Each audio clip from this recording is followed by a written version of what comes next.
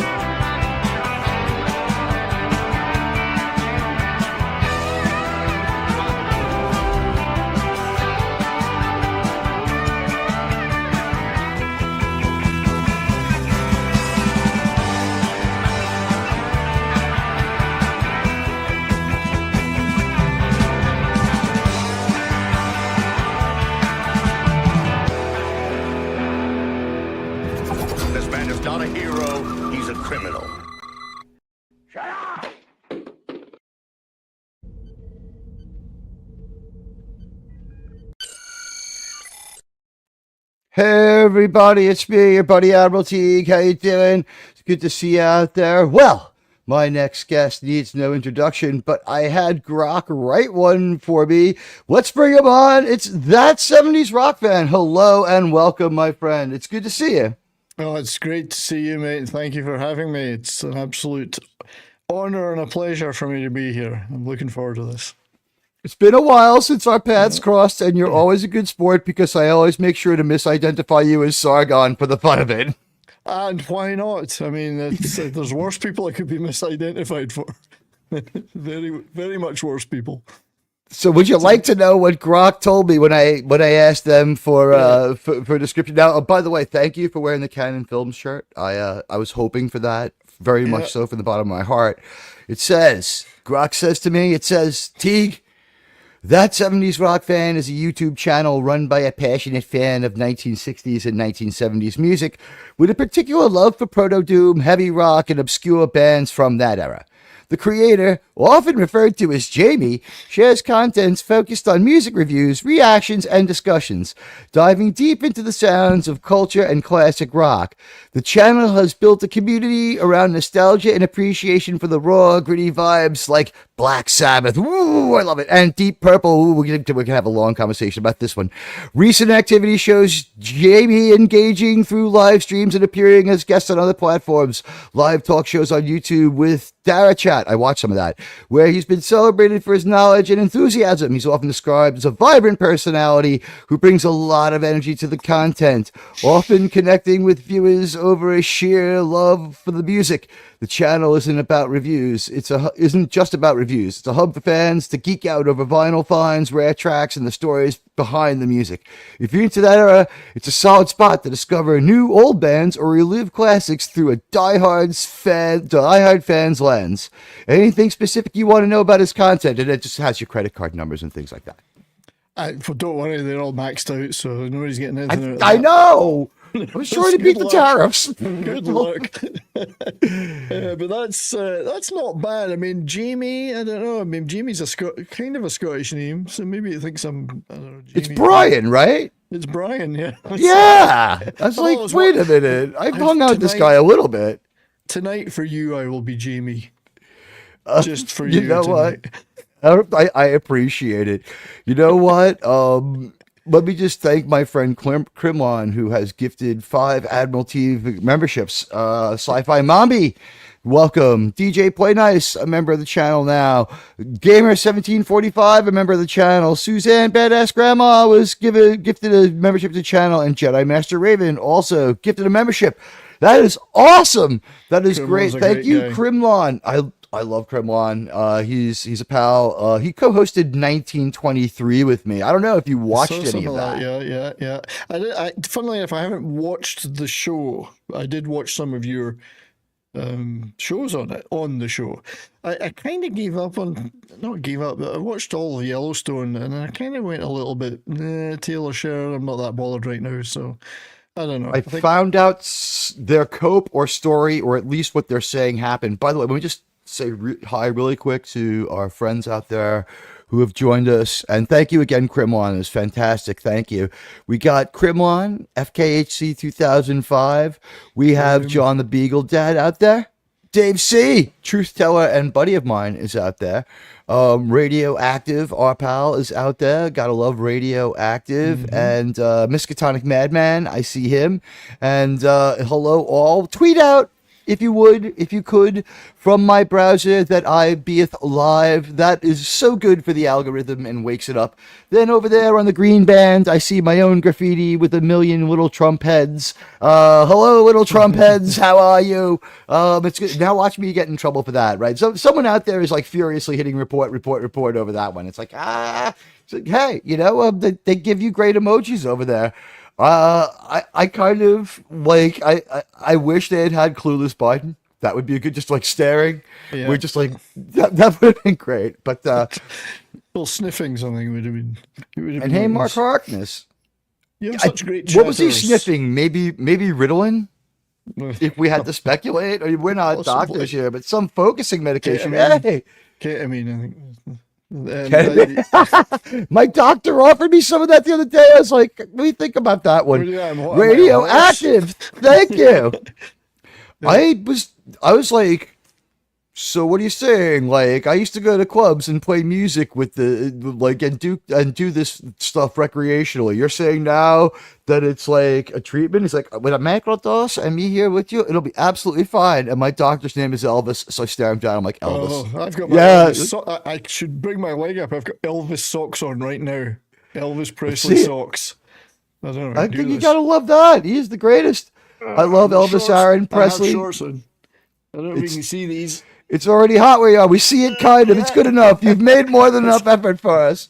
You are the best. Thank you. I'm sure. But yes, Elvis Thank Presley you, Radioactive. You got us the Elvis socks, man. I had an Elvis jacket on today. I had an Elvis Presley jacket. It's the one from the film that he had. He was a racing car driver. It's got the white stripe down the black jacket. I got it in Memphis. Did you buy it as a prop? Oh, you bought it at Graceland? I bought it at that store in Memphis that he used to buy his clothes out of. I can't remember the name of it now because I'm old. I had a couple of the Elvis figurines from the 50th anniversary of his first album, or whatever it was. They released a whole bunch of like 12-inch tall Elvises that like you shouldn't ever open the box kind of things in like maybe 1994. I'm not sure what they're celebrating. 25th anniversary of his death. I don't know. I'm terrible at math.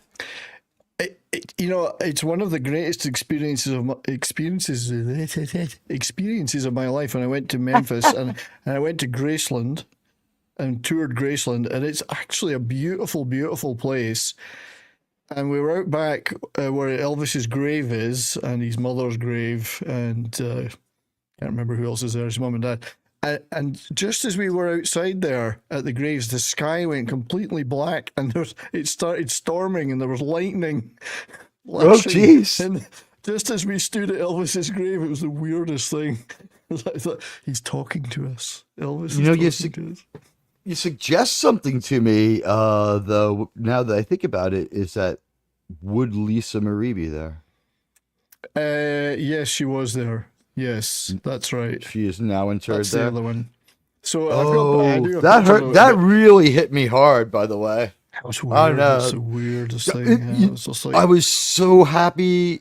I was just devastated to lose her, but I was so happy to find out that she had not played a hand in that. It was just complications of surgery, and she herself was actively trying to fix it. So when she looked out of it couple of days before, people thought maybe she was intoxicated. No, maybe she didn't take a painkiller because she was probably in agony. She didn't want to be there, and you could tell from her talking, and it was a sad last way to see her. Very sad, yeah. I was angry for a couple of days, but then when I found out the poor woman was merely sick, I was like, I've known her in a way all my life. She's been there with especially at our age. Lisa Marie has certainly been there all our life. I don't remember her being born. She's a couple years older than I, but yeah, I think she was already just about 59, 58. Yeah, she was probably about this very similar age to me. I'm a little bit below around. that. She was always around, but it was just the weirdest thing to be standing at that grave and then the sky going all dark and it started lightning. Okay, Elvis is with us. Elvis is with us.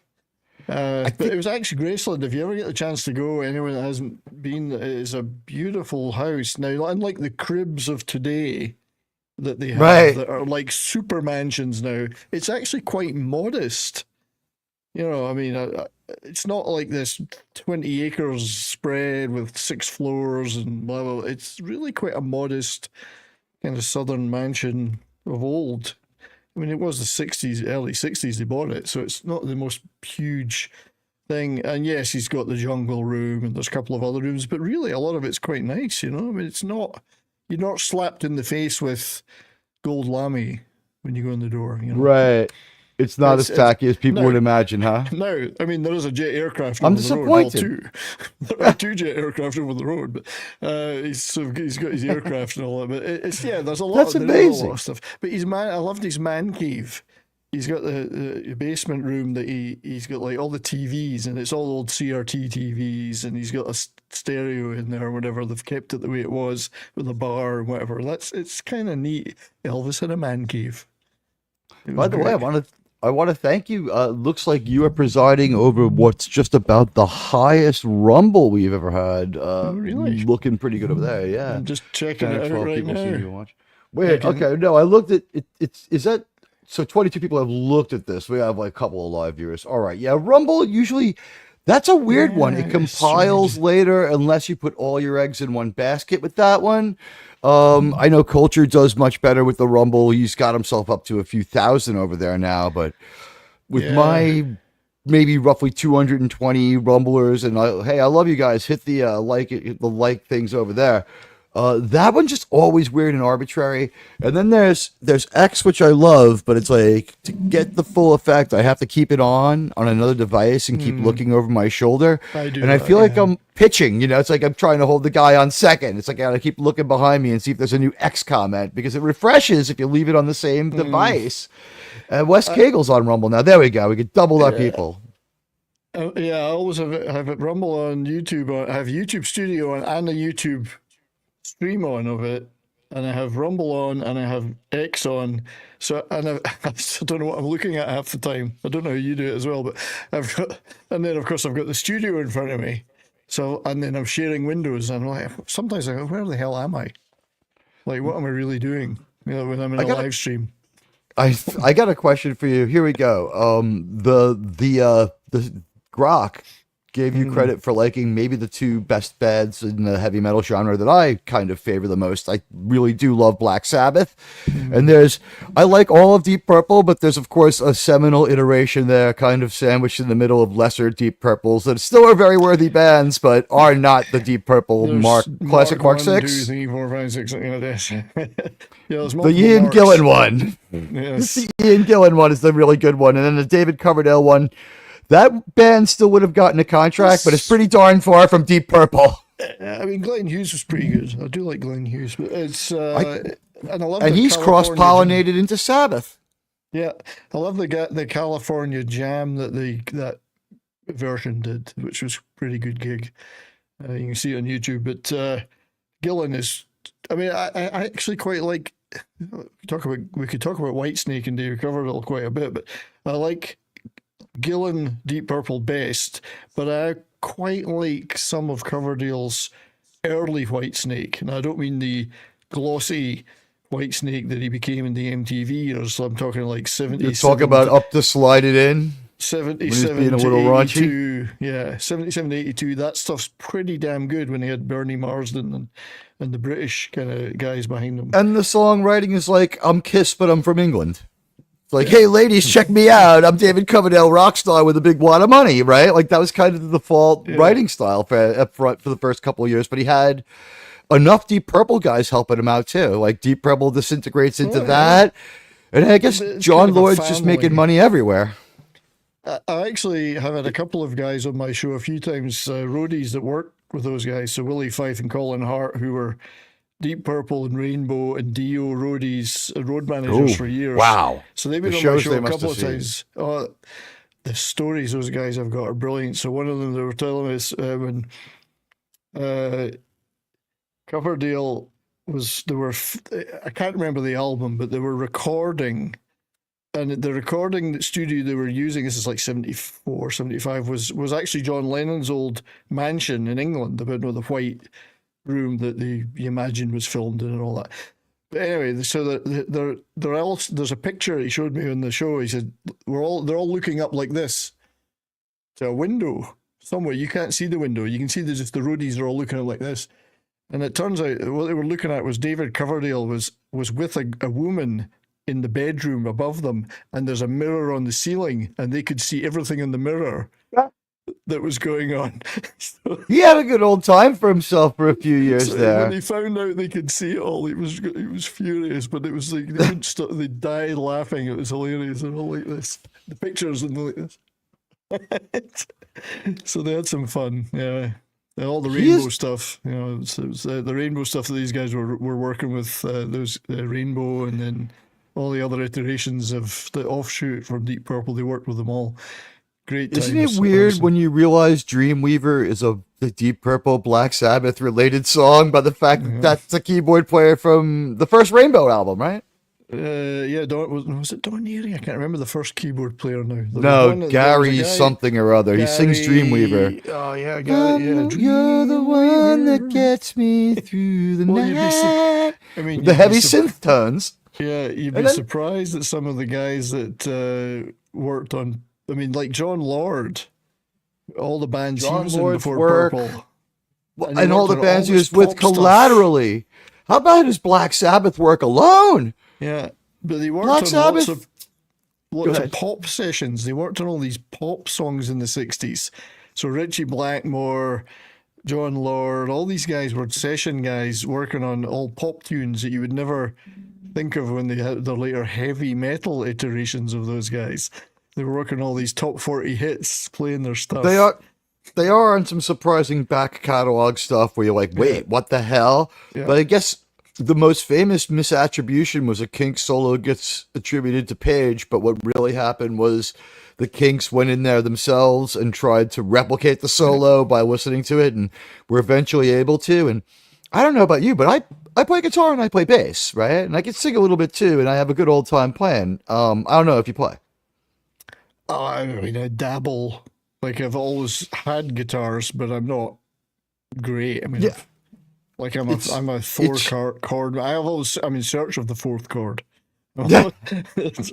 I know six, so I mean, I'm not that much ahead. I kind of know some scales and bits and pieces, but I'm a strummer, or turn up the volume and just do little riffs. That's it. Right. Yeah, Radioactive's got it. And you know what else is like? It's crazy. It's Deep Purple Descendant is. If you remember this one from first year MTV, the guy had a different name in Europe. In Europe, it was the artist's name, just his name. But in America, it had to be different. In America, it was called Planet P Project, and the song was called Why Me from first year MTV. And it was just crazy keyboards and drums that never stopped. And there was no band members. It was just the keyboard player could play guitar. And he was another guy who had been in Rainbow for a little while there. Yeah. Well, Richie goes through keyboard players a lot. He lives not far from me. Yeah, I've ran into more than a few people who have claimed to have had interactions with Richie Blackmore, but the one I love the most was the insurance adjuster who was married to like a distant relative of mine. It was like, oh, you like that rock and roll shit? I had to go to Jimmy Page's house. I was like, what are you talking about? And then we figured out that he meant Richie Blackmore. So that's how staked in he was. And he said he was a horrible human being too. Universal. Richie's going to be 80 next week, I think it is, or the 14th or something. He's going to be 80 years old. If He's that reaching his- doesn't prove that yelling and screaming keeps you well vented and will lead to a long life, what else does? Yeah. Just let it out right away. Apparently, he was so shy, or not shy. He didn't like being around people. He would regularly exit through the window to escape people that were coming in the room. He would just leave by the window. It's a He funny didn't make guy, it to Richie. 80 by staying at the party all night. That's right. Right? And somebody was just like, he's like after the 15th set of cocaine came out, he's like, perhaps I leave now. Yeah. I had another guy I had on my show was Graham Bonnet. Graham Bonnet, the singer. In, Oh my gosh! You know what? I've done 2 shows with Graham Bonnet. Really For good those who guy, don't great know, guy. I want to set up this for you guys. For those of you who don't know, a young ensign Teague. I wasn't an admiral yet, but going to school here in Queens, New York, right? There I am. I am just going about my business, and I hear this hauntingly great song called "Since You've Been Gone," and like. I hear all this crazy heavy metal music, and I noticed that to do it, you have to wear a uniform, right? Like there's a uniform, you must have a certain kind of hair, you must have a certain kind of look. And then all of a sudden, this guy comes on the stage, and he's heavy metal's version of Robert Palmer. He's got a suit. He's pressed. He looks pretty good. The rest of the band, run-of-the-mill rock and roll stuff. Yeah. And it was just like 2 of the most catchy songs ever. And I guess what I would say is, first of all, tell Mr. Baudet that I deeply admire his music. And the thing I would say is, for those of you who don't understand, like, this guy had the power in his voice of Ozzy or maybe Brian Johnson of AC/DC. The thing is, those guys, when they scream, they sometimes they go falsetto or it's a different kind of voice. This guy, when he sings, it's just he's kind of screaming, but it's always full on voice. Graham Bonnet's vocal style is hard to describe because he was never a metal or hard rock guy, so he was kind of surprised to be invited into the band. So he adapted his style so he could do that, but he could do all sorts of other stuff too. He's a really good singer. Is that why he didn't do much else? And is he on like Piccadilly Circus kind of stuff? Well, when his early career, he started in the 60s in a band called the Marbles, which was just like a duo, and it was more kind of like acoustic-y, soft rock ballads. And then his solo career, he did covers, a lot of covers of stuff, but he was more a kind of a middle of the road guy. Yeah, there was some rock stuff in there, but it wasn't heavy or hard rock. But once he got the Rainbow gig, and then he moved on from that, he did a lot of metal. So he was in Alcatraz, Michael Schenker Group, various other metal bands. But he really isn't a metal guy. So he was always like, "What am I doing here? Why am I here?" But he was the perfect on one of their choice. most fantastic records. Well, Down to Earth is such a brilliant album. That's the tour I saw Rainbow on. I was too young to see them before, but I saw them on that tour.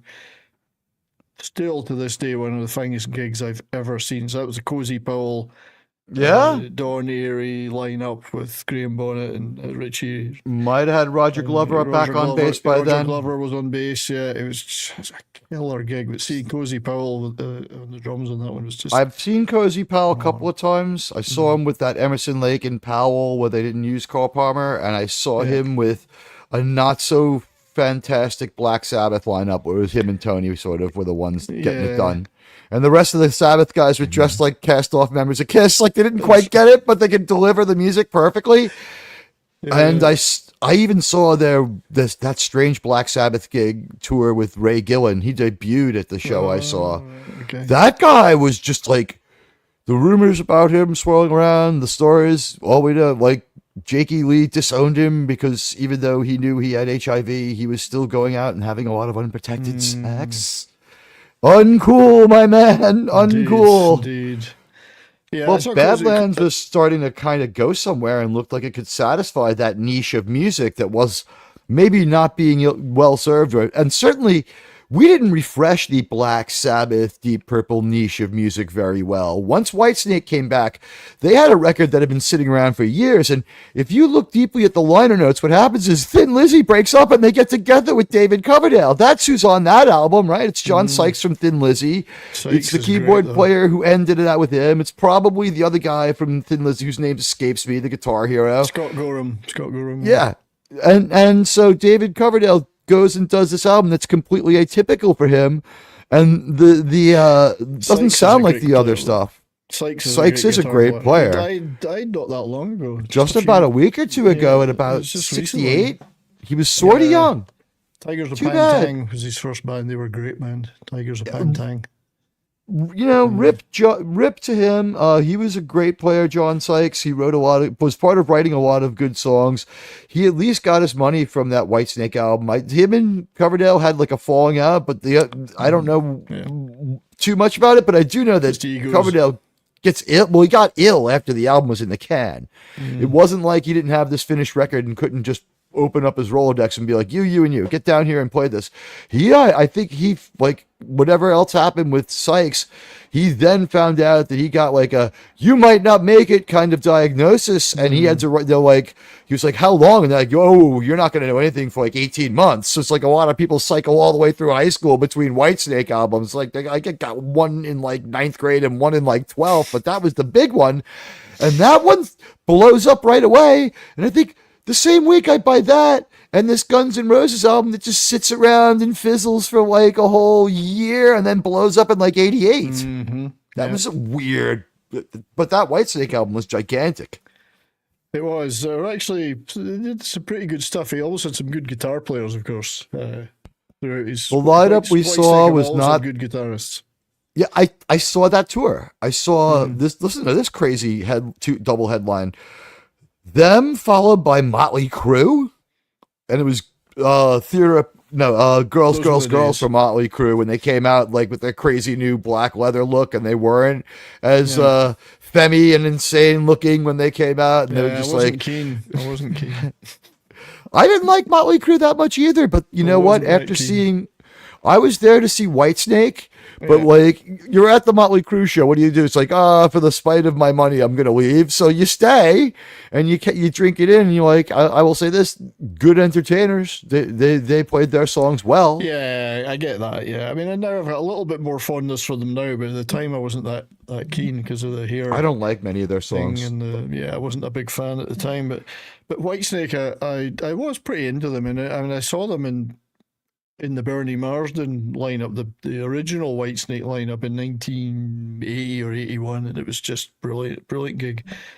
Beautiful gig. And I think I saw them later at a festival, but it was a different line. I can't remember the lineup. By the time they do, there's maybe a couple of years of the first early iteration of Whitesnake. They get out if they get out 3 albums, it's because one's live.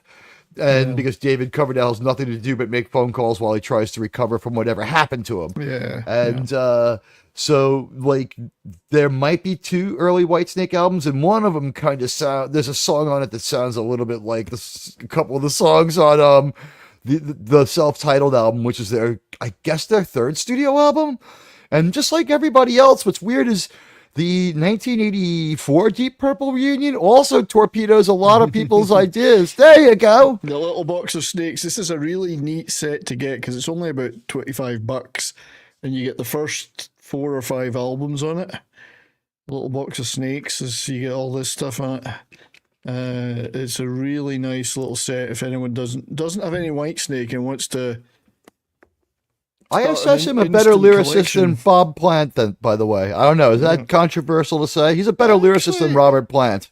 Well, I don't know about controversial, but I've never been the biggest fan of Robert Plant. All right. I actually prefer him out. Coming up next, ladies and gentlemen, we're going to trash Led Zeppelin. All right. After Zeppelin, I prefer his stuff. I was never that keen on the whole... He's kind of wails a bit, you know. Yeah. I think they needed somebody a bit throatier, a bit deeper voice. They had wanted Rod Stewart, according to the book, and you could see how that would work. See, that would have been awesome. So this has got 8 discs on it, 8 CDs. That's got to be pretty comprehensive. And it was like $25. It goes right up to Saints and Sinners. You know, he has an active and relatively fun. He has an active and relatively fun Twitter account. Oh, I was just going to say that earlier. David Coverdale's Twitter is hilarious. I steal lots of stuff from that Twitter. Yeah, he is. He's that funny. I don't know if he should have been a comedian or he hired a really good PR person, but the level of comedic IQ is almost William Shatner. No one's funny. Shatner, but he's a bit of a lad as well. He's a bit of a lad. He's got some quite nice bloke stuff in there. You know, he's a bloke. All right, enough about Deep Purple. Let's switch colors. Black Sabbath. What do you think? I've always, I mean, so we're talking about stuff I grew up with, so it's kind of been ingrained in me since I was a kid, and it's part of your life. Those bands are part of my life. So Zeppelin, Deep Purple, Black Sabbath. The day I realized Black Sabbath was a lot better than Led Zeppelin was an eye opener for me. Yeah, I can see that. So Zeppelin, whilst I do love them, there's a lot about them that I'm not that bothered about. Right. I think at their peak, some of their stuff is phenomenal, but I think overall, I would prefer Sabbath as a band, and I guess there's many reasons, and we'll get into them. But and I'm not dissing Zeppelin because talk to me about you see your Zeppelin feelings. So Zeppelin live in sort of 69, 70 playing Whole Lot of Love live, or later in 74 playing Rock and Roll live, is just like a monster. It's an absolute monster of a sound. For me, it was always kind of Robert Plant. It was a bit, all that stuff. I was not a fan. Whereas Sabbath, I think the Sabbath sound is more of a complete sound. I don't know if more of an identity. Yeah, Ozzy never sounded like he was trying to, suffering from William Shatner disorder, where he's trying to sing the song back to relevance, like Robert Plant sometimes sounds like he's working a little too hard, and he's singing where a lot of people would shut up. Like Mick Jagger is not possessed of anywhere near the voice power of Robert Plant, but Mick Jagger is a far better singer than Robert Plant, if anyone gets what I'm coming from with that. I would probably agree with that. And again, it's horses for courses. People have different tastes. I think Jagger as a frontman and a singer, I think has a better range than Robert Plant. I think Robert Plant now is different. When Robert Plant kind of mutters in an Elvis-y way now. He does what he can. But I like the sound he does better now. Well, I say now. I'm talking like 90s, 2000s. Now I have no idea, but okay. But Sabbath is, I don't know how you describe them. There's something more than a band. I don't know what it is. There is the fact that they swapped out so many members, and just the bass player and the guitar player were still able to put out a few albums that were definitely still Black Sabbath. Those Dio records are changed fundamentally from what we got with Ozzy, but they are Black Sabbath, and maybe some of it's definitive Black Sabbath. Well, if it is for me, I got to be brutally honest. And again, I'm not dissing Zeppelin. I'm not dissing earlier Sabbath, but the Dio Sabbath is my Sabbath. I was going to say, dearly. to me, but that's crazy because listen to this one. Remember Columbia Record and Tape Club? They're still looking for me. Are you still getting the stuff sent to you? I'm still sending the money on cassette. I have nothing to play them on, and it's still the same stuff. It's Arlene Mandrell and Men at Work. But I got the Mob Rules or something from that, and I remember listening to it in my friend's basement, and we were just we'd listen to the Mob Rules over and over and over, and to me that was Black Sabbath. Then we would go upstairs and turn on the TV and watch MTV, and there's crazy Ozzy Osbourne, and to me his music was Iron Man and Paranoid. And then I go to the record store and I have this confusing revelation where I'm standing there with two albums in my hand, and in one hand I have Live Evil, and in the other hand I have Speak of the Devil, and it's the same freaking songs with three differences. It's four of the songs on those two albums are the same. And thank God I put both of them down, and I got the first Black Sabbath album and the most recent one, which had Ian Gillan, which something went terribly wrong in trying to remix that. Something happened. It sounded better in the 80s than it does now. I don't know if they made the mistake of it's terrible how terribly wrong Born Again sounds. Have you listened to it? Not the remaster, no.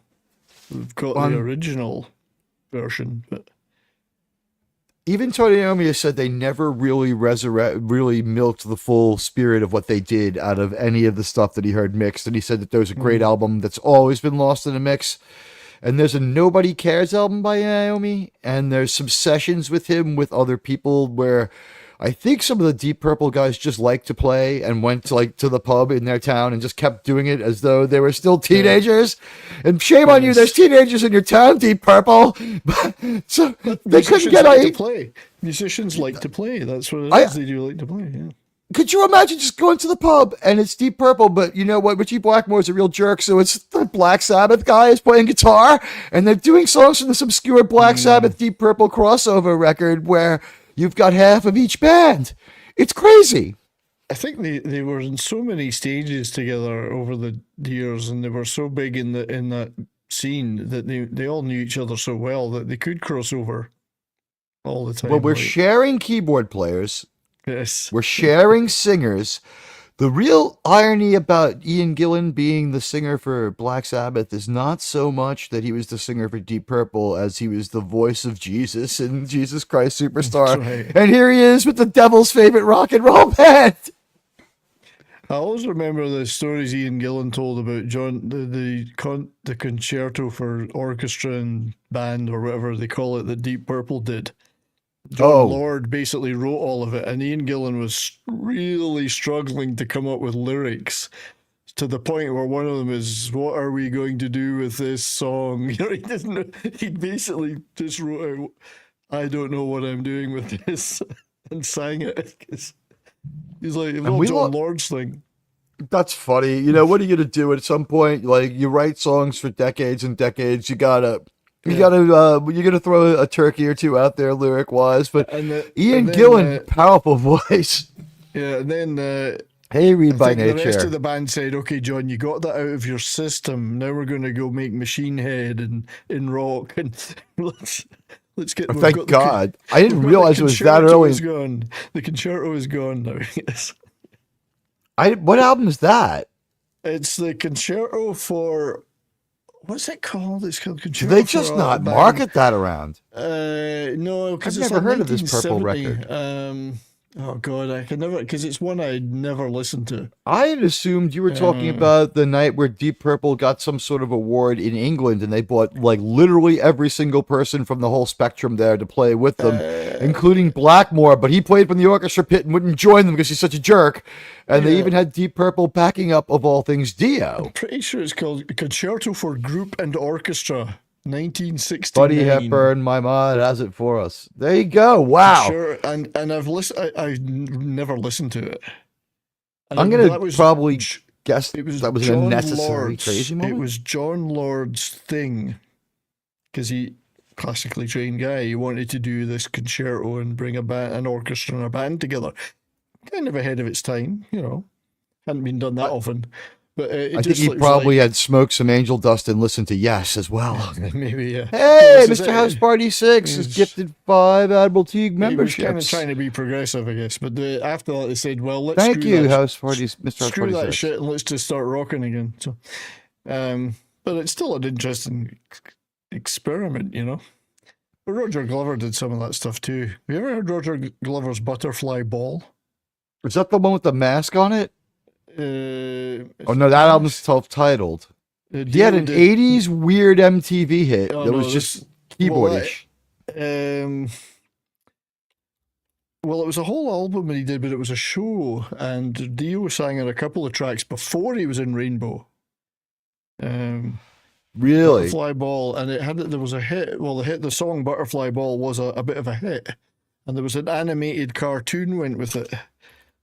So if you ever see the live thing they did of it many years later with Dio singing live in front of the orchestra and Roger Glover, guys, it was The Butterfly Ball and the Grasshopper's Feast, it was called, 1974. It's actually a really good album because Roger Glover's a really good musician. So it had some really great people on it, but Dio did sing in a couple of tracks, and he sang on the Butterfly Ball song, which was a hit single, certainly in Britain, and I think a bit of a minor hit in America. So it was Dio's first hit, even though it was pre-Rainbow and all the other stuff he did after that. So it's quite interesting. But anyway. Let me just acknowledge this real quick. I want to thank Mr. House Party 6 for what he's done in the last couple of minutes here, where he's made 5 people members of the channel. I thank you so much. And gifted me $10. You, sir, are a great friend. Thank you for supporting the channel. And you know what? I'm going to make it up to you guys. I'm going to earn that by making a final 1923 video. And then after I put my brain back in my head, because, oh my God, was that ever an undertaking? I will make a video for all channel members. Thank you so much, Mr. House Party 6. You're a great friend. Yeah, good man. Do you have a question for Sargon? Sorry. Kidding. Yeah, I mean, here we are rapping. I seem to be stuck in a time warp because all I ever seem to talk about is 70s rock stuff. Isn't that weird?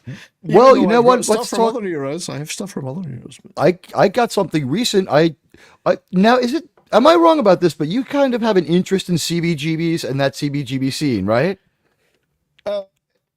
yes, I mean, Even though we're drifting into the 80s now, but okay, no, okay. CBGB's is mid 74 onwards. That's true. I was kind of like you. I mean, I was born in the early 60s. Okay. I don't know if I was maybe later or earlier than you. You look freaking fantastic. Yeah, you're a little. I was born at the end of the 60s. I did. It wasn't Yeah, I was 60s, so 63, we kind of weren't a so- thing anymore by the time I got born. Hello, by nature, by the way. So I have this kind of maybe it's rose tinted nostalgic thing about the 70s where I was a teenager, like we all do. But to me, it was a fantastic time because you had all this heavy rock, progressive rock, all this other great stuff, and then you started to get the punk and the new wave stuff. So I was right at the right age to cross over with all of that. I wasn't just stuck in one groove. So all this stuff started coming out, like the Ramones, and then in Britain we had the Pistols and the Clash and all these other great bands, and then this other new wave stuff started coming out. So that was my peak music listening and buying era as a teenager. Not that I had a lot of money to buy stuff of cassette tapes and record stuff. That's why I turned to theft. Yeah, exactly. So it was an expensive hobby to have. But I was buying all the music newspapers, New Musical Express and Melody Maker Sounds, and they were all talking about not only what was going on in Britain, but what was going on in America. So they would always be talking about the CBGBs and this new wave I scene. was over there so many times. I've been there. Now I'm a little younger. I saw an after the fact CBGBs. It was still owned by the same guy. It was still open to having new, younger bands play there. But it had become so famous that everyone just wanted to play there, and you didn't always get everyone who was good playing there. But the one thing I am proud of is on one of my trips there, statute of limitations is up. I stole a beer mug from CBGB's, which is still at my mother's house in Queens, where I live. But you know what? We asked our audience here on YouTube what they think their favorite act from Queens is. And Kiss is running away with this one. I got 4 choices for you here. You ready? Kiss, Ramones, Cyndi Lauper, and Run DMC. Kind of a real mix of everything, huh? It is. We got it all. What do you think? You have to pick one. Phase it to your head. Well, I voted. Oh, did you vote? Who'd you vote for? I voted for the Ramones. I've never been a big Kiss fan. I like Kiss, but I think the Ramones are better. I'm much more into the Ramones. I listen to Kiss. It's fun, but the Ramones, man, that's an experience. Yeah, it was much. I was never a big Kiss fan. Still, am not a big Kiss fan. But I love the Ramones. The funny thing is, I did see Kiss live. Even though I wasn't a big fan, I went to see them in, I think it was 1980, 81, the same place I saw Rainbow, Stafford Bingley Hall. And it was a fantastic show. Yeah, I can imagine the impact of a Kiss show. 1980 peak Kiss theatrics. Fantastic show. I still didn't really like the band, but I enjoyed the gig. But when the Ramones are, to me, are a different league. I mean, there's something about the Ramones. They're truly iconic. I don't know what was proper weirder. sense of the word. I don't know which weird true experience in my life was more bizarre. The many times we bought weed from D.D. Ramone on the side of the Parkway in Bayside, where he was just walk around selling bad weed to people, and we had to call him out and be like, "Come on, D.D., can't you at least sell decent pot?" Or trying out for the Ramones when he quit, like years later, which was an experience because I got to jam with the Ramones and Joey played drums, which was even more bizarre. Because he started as a drummer, though, didn't he? Yeah, Yeah. That's why I didn't skip a beat when I saw it. I'm like, okay, makes sense. And so I wasn't fazed by that. Johnny Ramone, I gotta say, was very friendly to me. And you know what? I have to give it up to CJ, who was that good. But because he's from Long Island and I have ties there, I was at a house party years later and everyone was having a big old jam because it was all a bunch of old punk rockers and everyone had been in a band, including me. And I'm up there jamming away, and who is it playing on the bass but CJ? So I managed to do, I don't know how many other people made that trifecta having played with that many Ramones. I don't know. It was great, though. It was great. And I had a great talk with him afterwards. Luckily enough, you're still on this mortal coil. You haven't shuffled off it yet, even though you've played with so because many I don't like heroin. I stay. I'm going to tell you a true freaking story. All right. So I'm 18 years old. There's a nightclub in my town. I'm not going to say the name, but it's like, it's in Queens, right? So the place is looking to seem like it's very ritzy. So they host like this rock and roll night, right? And they hire like a couple of people from these different bands. And I forget who the other bands were, but like obviously the real rock star was Joey Ramone was going to be there, and Deborah Harry told them to go fuck themselves. And but Joey Ramone was going to be there. So Joey Ramone comes in and he's just absolutely destroyed. And I was his busboy that night.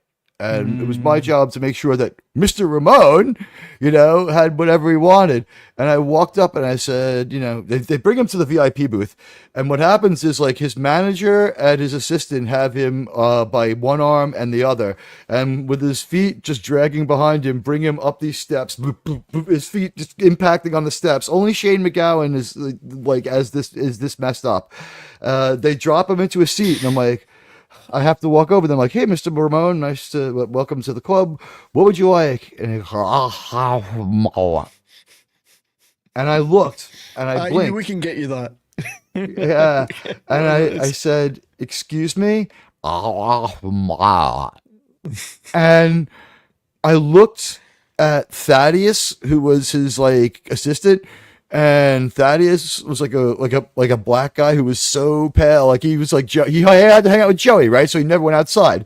He was a black man who never saw the sun, so his skin was this like unnaturally light color, and he had super long pallor. Yeah, he had a strange pallor. He was complected oddly, and he had really long hair. And he was a sound man at this bar down on Bond Street, but that's a whole different story. But like he had super long dreadlocks, and he just goes, he means he'd like a bottle of Moet.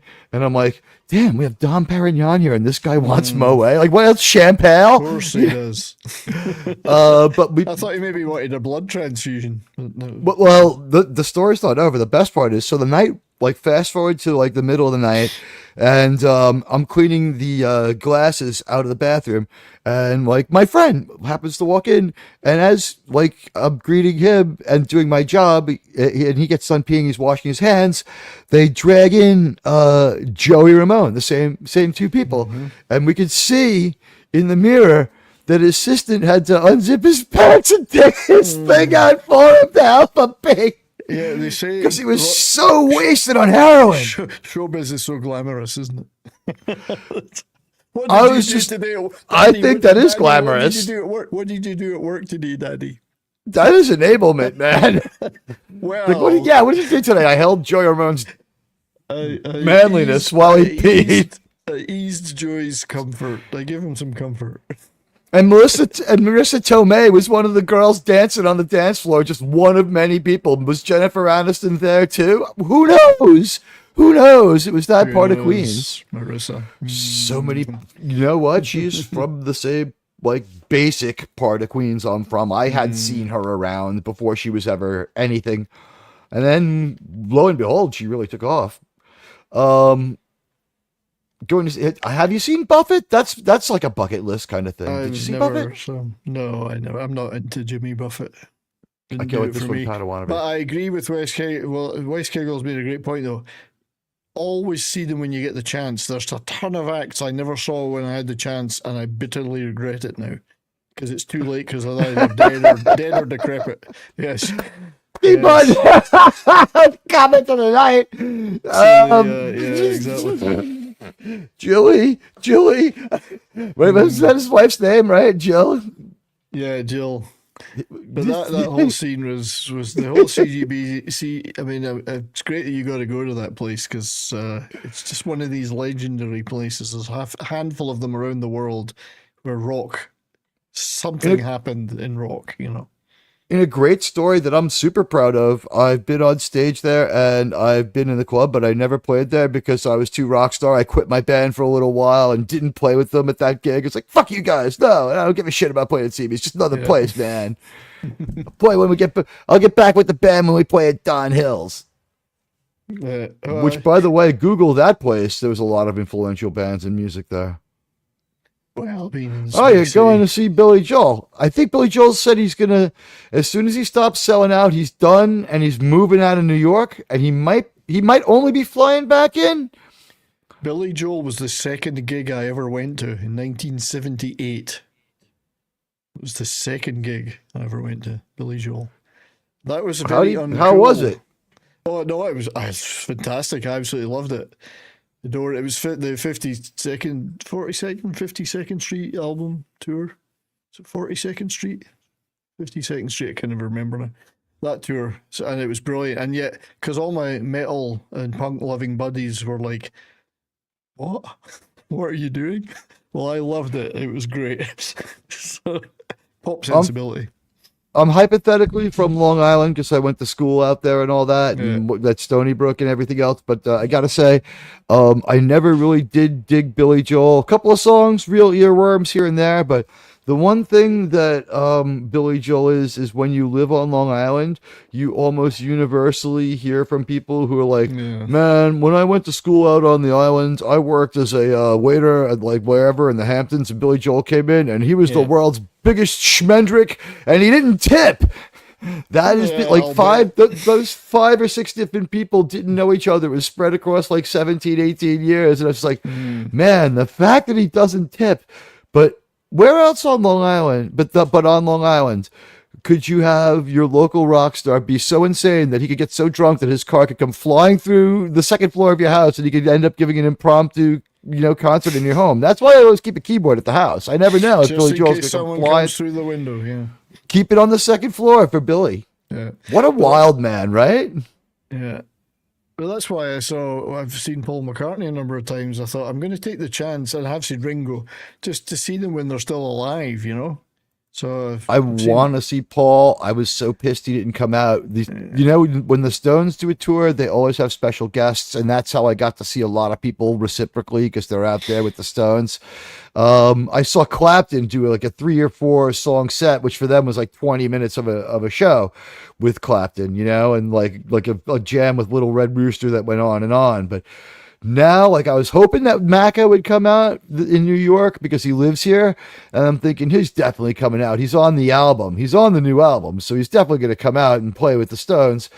But then I found, I was like, well, the special guests will definitely be one of them, will be him.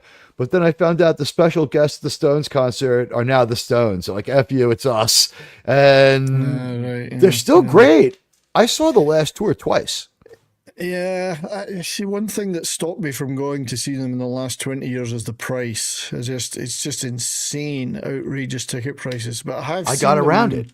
I have seen them 2 times. 1980 was the first time at Wembley Arena, Wembley Stadium. Wow. London. I think they were playing because it was so far from the stage, I really couldn't tell. But actually, it was pretty good, but you couldn't see. Where's the stage? There's 100,000 people, where's this? And then I saw them again in Edinburgh in 96, 5 or 96 at Murrayfield. Brilliant, absolutely superb night. Murrayfield Stadium in Edinburgh, where I was still living. Brilliant. So I've really got no desire to see them now. And every time I've looked, it's been like $500 for a ticket or $350 for a ticket. I'm like, nah.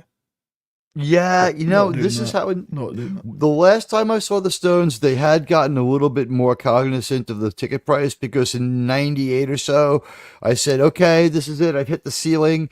They're all about like 50 now. So, they're not going to be in full voice much longer. Little did I know.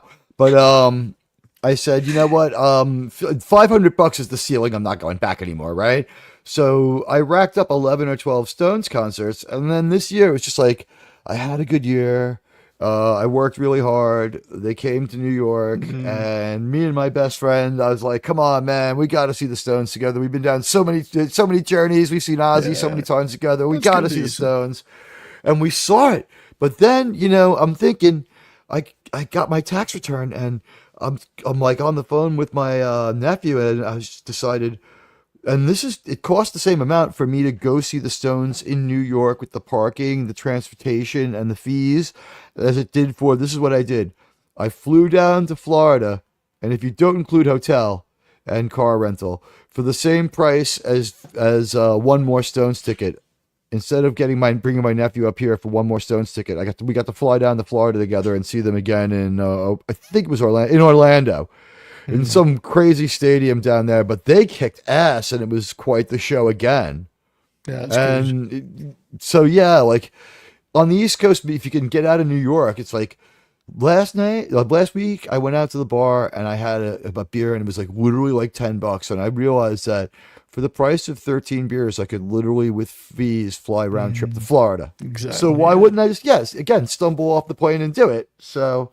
Yeah. On this occasion, I was bold enough to go say, I'm going to stumble off the plane in Orlando and just go see the Rolling Stones. Yeah, I mean, you're better to do that if you can, but I wouldn't. I'm not going to pay $350 or $400 to see a band, no matter who it is. Not these days. In the past, it was $225. They played for 2 hours. I guess that's like $1.35 a minute or something like that. So it was pretty expensive. Yeah, I mean, but they delivered. There was no bad song. I guess if they could resurrect Lemmy, I'd pay that to see Motorhead. But I've seen Motorhead. Well, I've seen them once, but I'd go and see them again if they resurrected them. I'd pay $500 for that. It's stunning the side of himself he showed as Ozzy's songwriter, with so many songs that had very compassionate sort of lyrics and very sentimental and very thoughtful lyrics. He was a lot smarter than we realized, and managed a pretty good image for a guy who seems to have been a functioning maniac. I mean, some of the stuff he played, though, great stuff. The bass line for Ace of Spades is both innovative and insane at the same time. He just turned that volume up and played. He strummed. He strummed the bass. There's very few acts I would pay big money for now. But then I've seen a lot of stuff, so.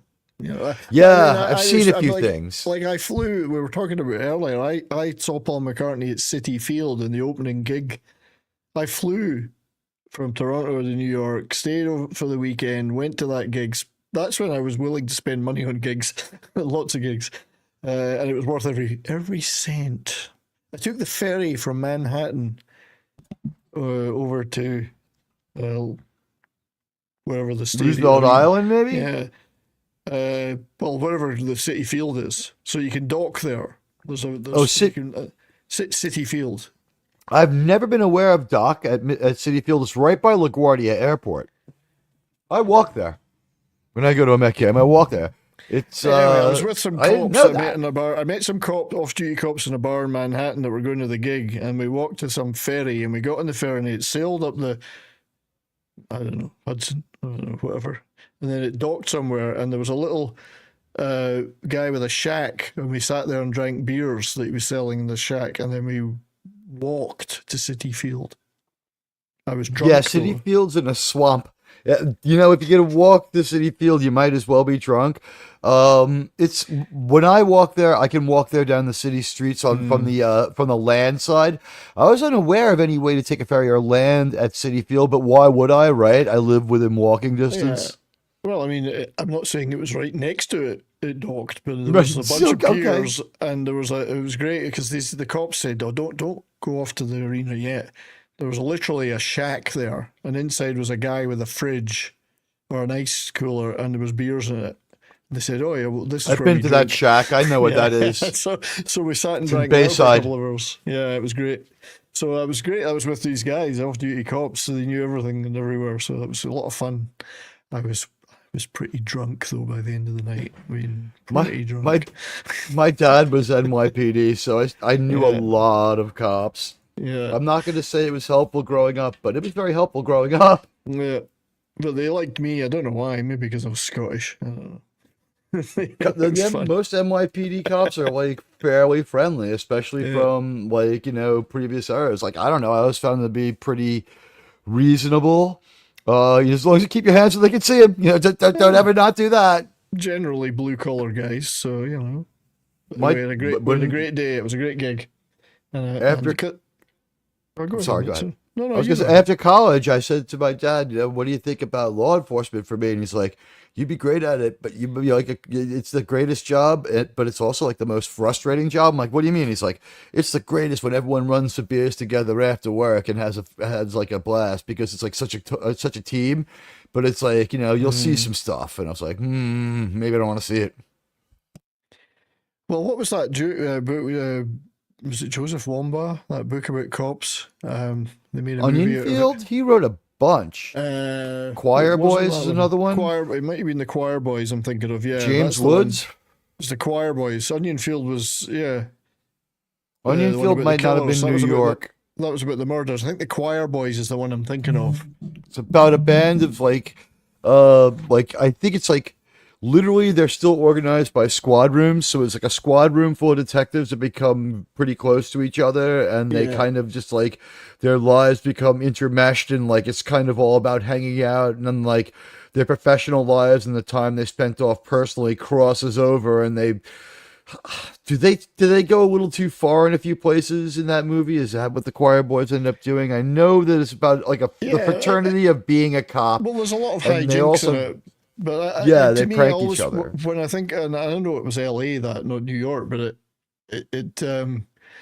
well, the book was L.A. I can't remember the movie. I remember watching the movie, but it's kind of always.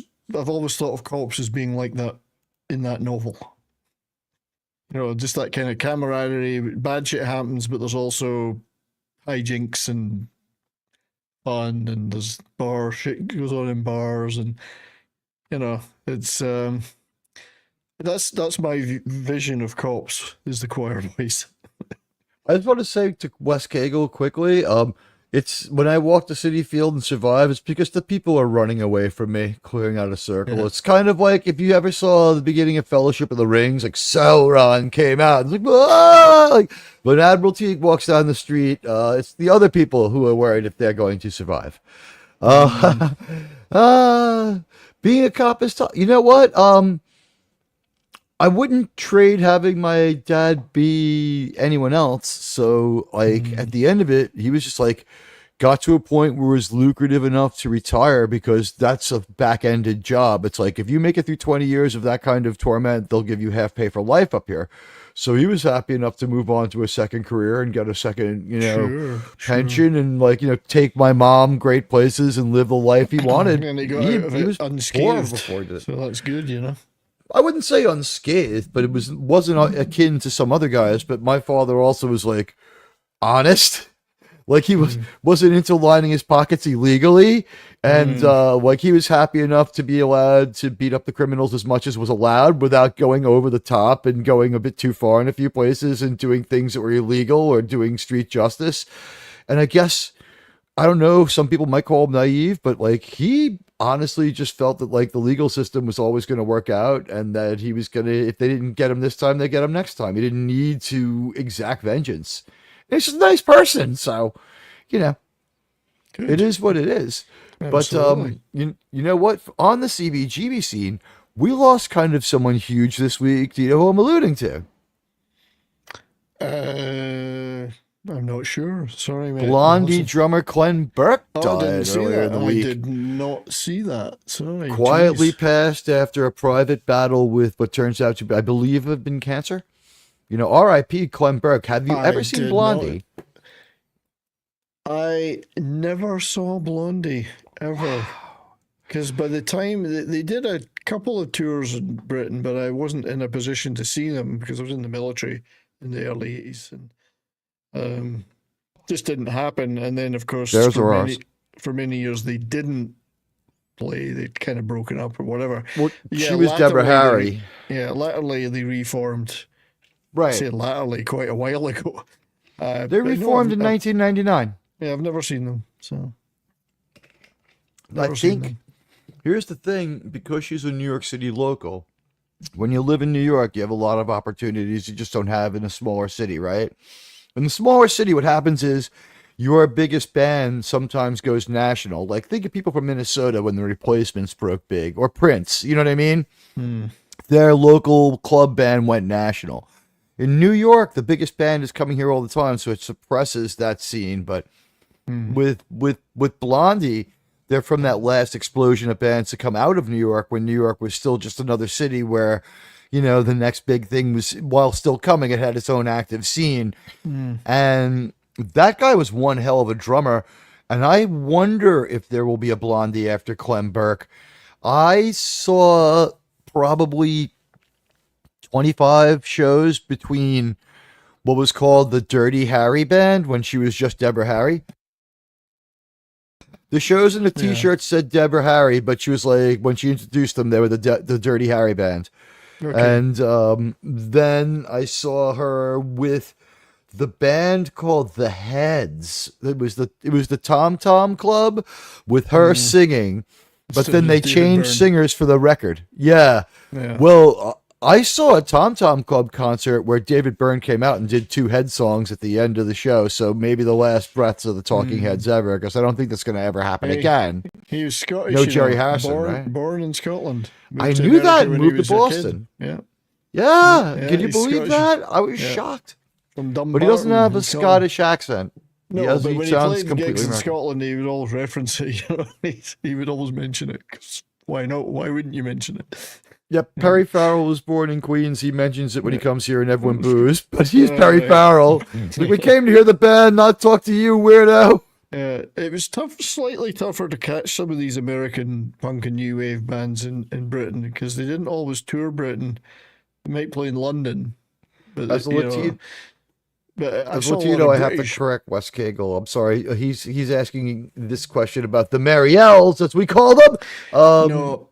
I didn't go to the Falklands because I was still in my I was an RAF apprentice, so I was doing 3 years of technical college, military college, and that was when the Falklands was on. So I hadn't graduated from that yet, so I didn't go. No.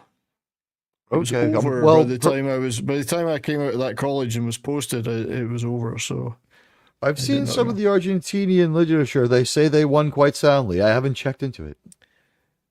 No, they didn't win. I know. They had a kind of a kooky dictator. That was what a weird situation to be an American because we're allies with both. And it's just like, well, our allies slugged it out again today. And it's like, what's with these guys? We can't talk it out. It's also kind of weird because apart from that whole Falklands issue, Britain and Argentina were usually pretty friendly.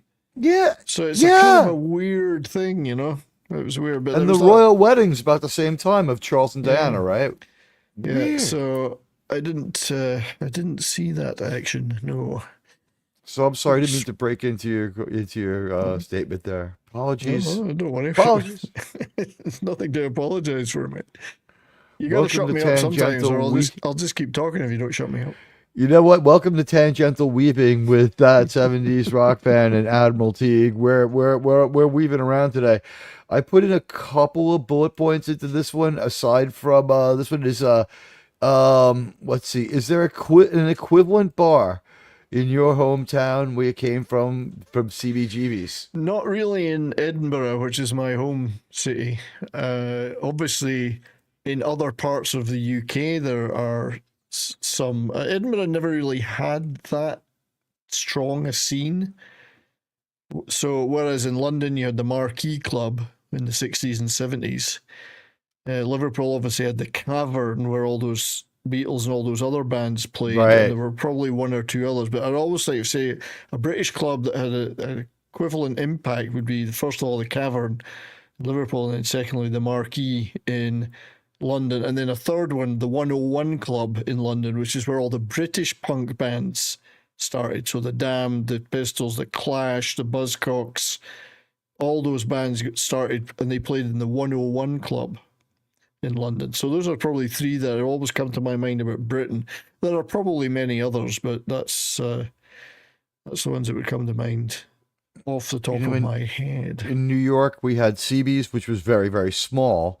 But on the larger side, it was the Roseland, where we saw a lot of people. The Roseland Ballroom was a 1920s era dance hall, and it didn't have like an incline floor, and it had a band shell, and it had a dancing floor, and it was just like so many people played there, and it was, you get this building built in that with 1920s splendor, and you're seeing like Blondie there or the Ramones there. It was surreal. And also, you had to really push and shove to get to the front because, you couldn't see on the level floor. It wasn't a real concert venue. And the other one was Studio 54. It was only Studio 54 for a while. And then for years after that, it was just a live venue where they played live music. Yeah. But you got to say, yeah, I'm hanging out at Studio 54. Yeah, I mean, there's plenty of great rock clubs around Britain, but in terms of ones that had an actual scene around them or grew out of them, those are the three I would have mentioned. But the Showroom 101, it could be, I don't know. I remember the Showroom 101, British TV show. But anyway, I did see a lot of those bands. I didn't see as many of the American ones, although I did see the Ramones, albeit in a theatre. It wasn't in a club. It was, by that time, it was rock and roll high school era, so they were bigger. So I saw them in 81, I think it was, or 82, and it was great. Saw the Dickies, I remember seeing in 79. I've seen it. I think I saw the Dickies. Yeah, I know I saw Captain Sensible. Yeah, I've seen the Damned. I saw... I've not seen the Damned. Well, the Captain Sensible was in the Damned, so it's... No, I saw him solo. All right, yeah. No, I saw a lot of punk bands, British ones, but the American ones, not so many. So, what can you do? What do you get? You have to. We have to invent time travel technology so that we can go back. Well, that's what I always say. If there was a time machine, not only would I go back and do all the other things people say, but I would use it to go to all these gigs in key places at key times and say I was there. So, by the way, just so you know, Grok says that as far as personal, you like to let your belief in music do the talking for you. That's the final thing on Grok. I found that to be an interesting little subnote that it threw on there.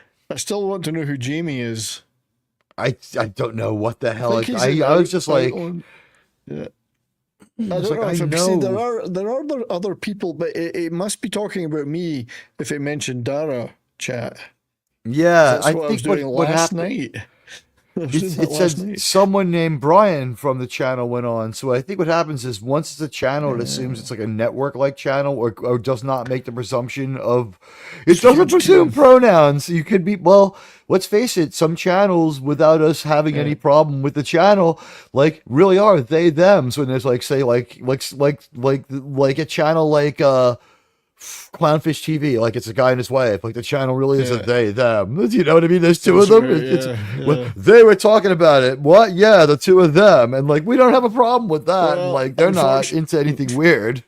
I'm a one-man band, so the last thing my wife would want to do is appear on here. She would rather, I think she'd rather throw herself out of the window. But she'd be like Richie Blackmore. She'd leave. Oh, jeez. Yeah, the Richie Blackmore exit. She would not want to do this, but... what a strange thing to be happening. Now, I don't know. I just want to comment on this. If you're listening, do me a favor, interact and like, because there's 247 people watching right now. It just is not striking me too well or too legitimately. And I find it to be rather insulting. I've got 3. It says here there are 332 people watching now.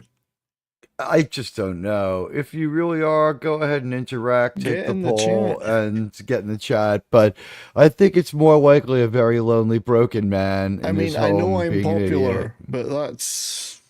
I know I'm popular. Well, you know what? We've just found out that what some people, be it a corporation or an individual with an axe to grind, has taken it upon themselves that they, like they can't outcompete me. So what they do is they're trying just to steal as many of my live watch hours as they can, because if anything could happen with YouTube, usually they've been getting it right after a while, but it really messes up the back of your baseball card. So This is just being done by a very, very empty person and someone where it's like we all know who they are. And this did not improve their lot tonight by doing this in the least. But moving on.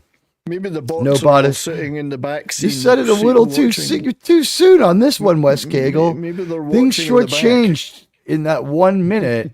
Hey guys, if you're real, I would love to have you here. You know, it's just that we have a lot of bot swarms in the final frontier, and I can figure this one out Well, I'll pretty tell you, I'd quick. normally kill for 330 people watching my shows, so this is, if it's true. There are 70 or so Nice to people see who are you all. really watching the show. There were maybe, because what's going to happen is real people will start getting dragged here in this fake engagement.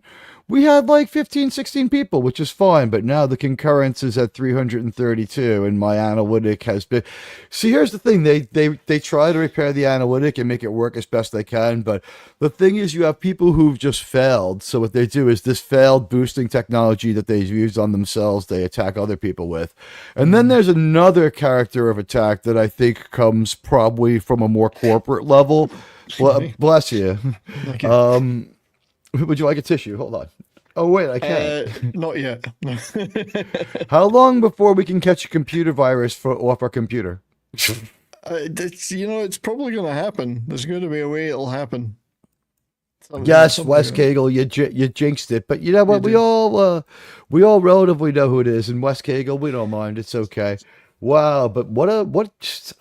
So there's something I wanted to share with you, and it's not about music. And we've talked a little about music, which is obviously a big part of my life, and but other Good, things because were the next too. thing I had was Gina Carano. Well, I'd like her to be a big part of my life. That would be great. Yeah, she had a major victory today. We can recap that pretty quick though. We will. But I wanted to talk a little bit about Star Trek, Go for it. if we may. Hey, Because you may. growing up, I was not only a real nerd and geek for music, but I was heavily into science fiction and Star Trek. And I'm talking the original Star Trek here. I'm that old. So I found these. I went and had a look for these pictures, and they're not the easiest to see, but you'll maybe see what. This was my bedroom. I think I was about 13 or 14. This was my bedroom. I'm sharing it, and these are terrible Polaroids, which I'm just sharing the screen now. If you're able to throw it up, go in there. I was just typing a quick message to my Yeah. followers while I was dealing with the repercussions of this little. Oh yeah, sure. Let me add this to stage. So this was my bedroom. All right. So I was going to say earlier that Debbie Harry was the first poster of a woman that I had on my bedroom wall, but I'd be lying because it was Uhura. So that was my Mirror bedroom. Uhura. Indeed, there's my. So that was. I mean, I can't. This is a shitty Polaroid. That's all I've got from those days. Shitty Polaroids. But the other one, and some of it are aircraft stuff. You can tell I was into aircraft. But you can see the Klingons there. Or is it Romulans? Oh, cool. Romulans. Sorry, I Could think be it's Romulans. Romulans. Yeah, I it's so can't blurry. tell. I can't see now. I got to Can I tell? Tsunami 109. Hey. I think it might be Romulans. I don't know, but that was my bedroom. This is proof of my bona fides, as they say, as a Star Trek fan. I had that stuff in my window. Oh, that's me. That's a different one. But there you go. That was the Uhuru. Kirk is hidden by the curtain. Oh, we don't get shot in there. There you Maybe go. that was what kept him so healthy. It's like Maybe. this camera was what gave them was it was this picture that did it. And look at that shitty paint job on the wall. But there you go. That's a early 1970s Scottish household for you. But there you go. That was my claim to Star Trek fame. I had all the posters, and I wish I still had those posters now. I don't know what happened to them. They're gone. Some of mother my threw them posters, out. some are still in my mom's house out in the other part of Queens where I came from.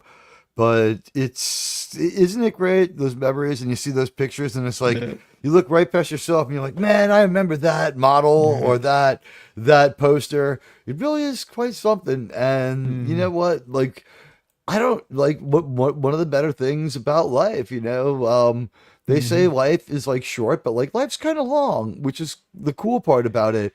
And the more time you have, it's like they say it goes by fast as you get older. Like I guess the explanation is you have It more does a time bit. to reference from it. Maybe, yeah. We were talking, it's funny, my wife and I were talking about that today. Like, where did that last 30 years go? Just, here we are at, our 60s or whatever. But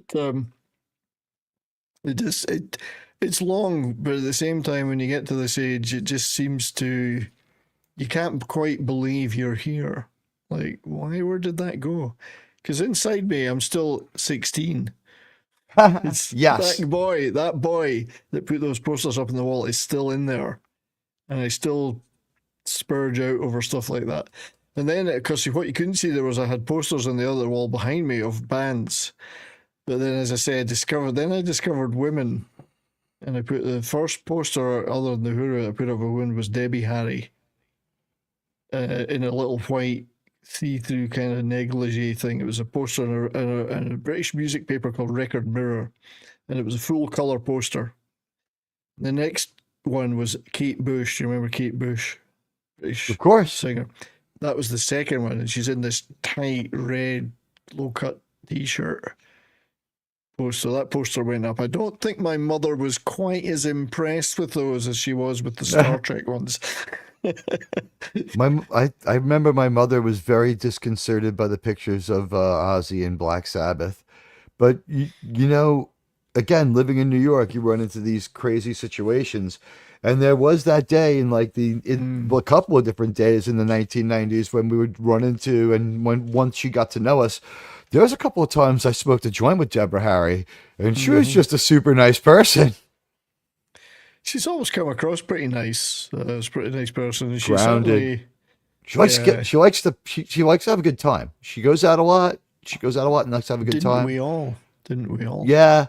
What I like about her is her image is to make the worst dress list every year on purpose.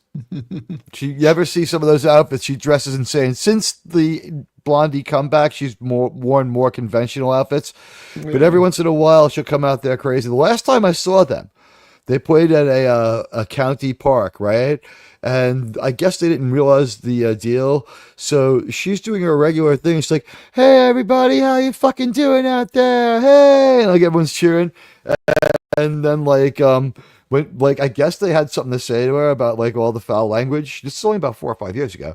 And when she came back out, like this is like it goes back as far as the Warhol Diaries that Deborah Harry took all her music money and was rich and owned like 2/3 of Manhattan and has like crazy money, and she only does the music because she loves music and like that's her thing. But like she walks out and it's like, this Nassau County sponsored venue, and she's like, "So they tell me that, they don't want me fucking cursing anymore, and that if I don't fucking haul it in and talk the way they want me to, there'll be something wrong with that, and I'll have to end the concert." Well, that would be truly. That would fucking suck. Anyway, this next song's coming, And so she just like called them out and dared them. She didn't care. Did not care. Just like, don't make a crazy old New Yorker mad or whatever. From New Jersey, Cherry Valley, New Jersey, I think. She's quite right though. It shouldn't ever, never compromise. Never censor the artist. Not only that, don't make a crazy old rich lady mad. That's right. Because this was a few years ago. She was like 75 and lost none of her potency. She was like, or 71 or so, and had lost none of her potency. She's like, F you. I've seen a lot of footage on YouTube of her performing over the last few years, but I never saw her live. But I have found online the poster that I put up. I wish I still had that as well, but that's another thing that probably got thrown out when I left for the military. I left all my stuff neatly packed up, and when I got back, it was all disappeared. All my damn sci-fi stuff. I had models. I had all these old toy cars like Dinky and all this that made these great army toys and whatever. Oh, they were just toy cars. I threw them out. The people die for those now. Corgi and stuff from the 70s. But yeah, I was sharing the screen I'm sharing right now is the poster I had on my wall. If you're able to share that. There you go. That's the one I put I've up on seen my this wall. one. My mother was. World's happiest. She was a little Bedsheet. bit, but that's terrible. How can you put that up on the wall? So, well, you know. She's so uniquely American looking too, Yeah. isn't she? Yeah. I mean, you think she would have been happy it was a woman, not a half-naked man. Yeah, I know. My mom was Like, like, "What's with these pictures of like this guy biting heads off bats?" Yeah, that's exactly. Yeah, that's yeah. So you see, you didn't seem to object when I was putting up posters of bands, you know, like big Yeah, hairy we can guys. leave Debbie up there. Could leave Debbie there, couldn't we? That's a great poster, and then I got the Kate Bush one up. But it's taking me back to my youth talking about this. I have Them not wet smoked a days. joint with Kate Bush, but I bet you smoked many a joint with David Gilmour. That Oh, must have yeah. been one hell. Could you imagine if they had done some stuff with her on that last album they released? Because that album had Yeah. some merit, but there's no. I think there's like maybe three sang words on the entire record somewhere in the middle there. Yeah, he was a big supporter of her. I mean, what a great way to get Discovered her, right? to get to yeah, At the and get pub her, in his hometown. got her got her a deal at EMI because that's Pink Floyd were an EMI. So I mean, yeah, it's kind of a handy person to have in your corner. Never played with her though. I don't think. Never played in her band anyway, or any of her recordings that I'm aware of. But maybe I'm wrong. I might have. There's a live show of them doing Running Up That Hill together where David Gilmour, it shows you how 80s it is. David Gilmour, great guitar player, he's playing a headless Steinberg. Oh, right. Okay. Remember those crazy guitars?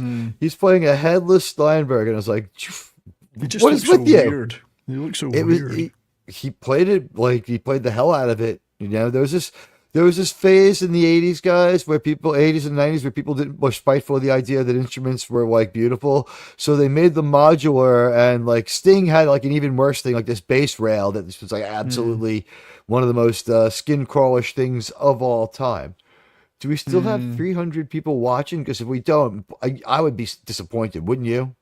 So it's 336. We're doing great. Yeah, it's still there. Ah. Pretty good. I think every one of those people yeah. every one of those people needs to super chat right now. Yeah, just you know what? If everyone could just super chat me $1, Just prove you're here by super chatting. or liking super the sticker. stream.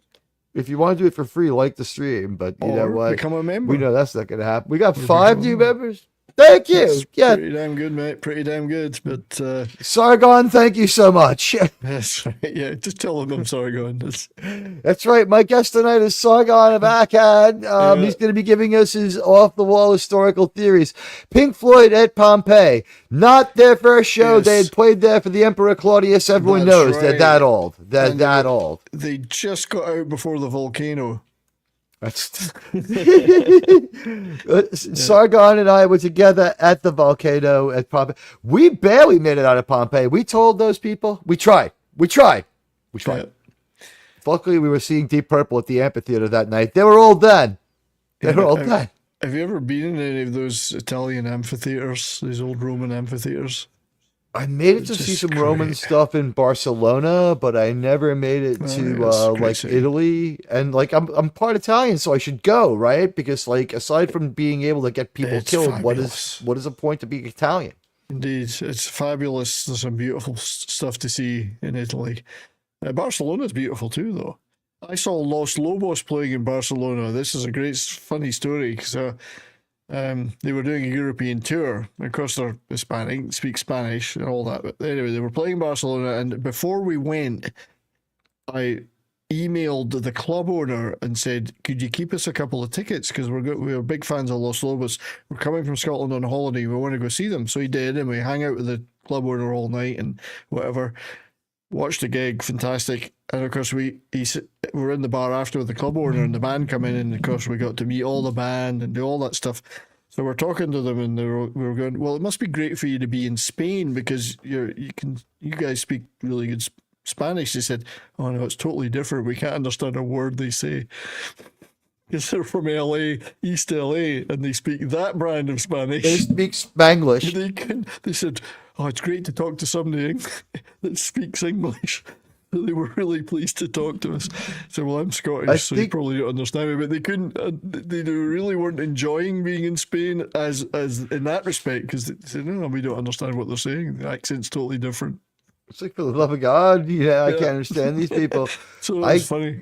Well, you know what? Here, the thing is, in Barcelona, they speak Catalonian rather than traditional Oh, that Spanish. was So even worse. Yeah, it's a that's mix of French and Spanish that's confusing as hell. yeah. And they're the ones who kind of want to split Spain. Is that there's not just the Basque situation, there's a situation going on in Catalonia. It's far more peaceful from what I understand, or it was when I was there. But I Yeah. guess my biggest regret in Europe was I got to Amsterdam one day too late to see Blondie. But listen to these opening acts. Listen to these opening acts. Mila Jovovich Mm-hmm. and trying to remember her name from Cape Fear and Natural Born Killer. Juliette Lewis. Well, Juliette Lewis was playing. Wow. Juliette Lewis had a fairly extensive musical career, just mostly is Yeah. in Europe. Wow. Yeah, she was. I've seen a couple things. She was pretty good, but I She's missed great, that by but a day. she's great, but I prefer her father. He was much better. Juliette Lewis, his father was in. I didn't know Jeffrey who it was. Lewis. I don't know who it is. The guy was on all those Clint Eastwood movies. Isn't that her father?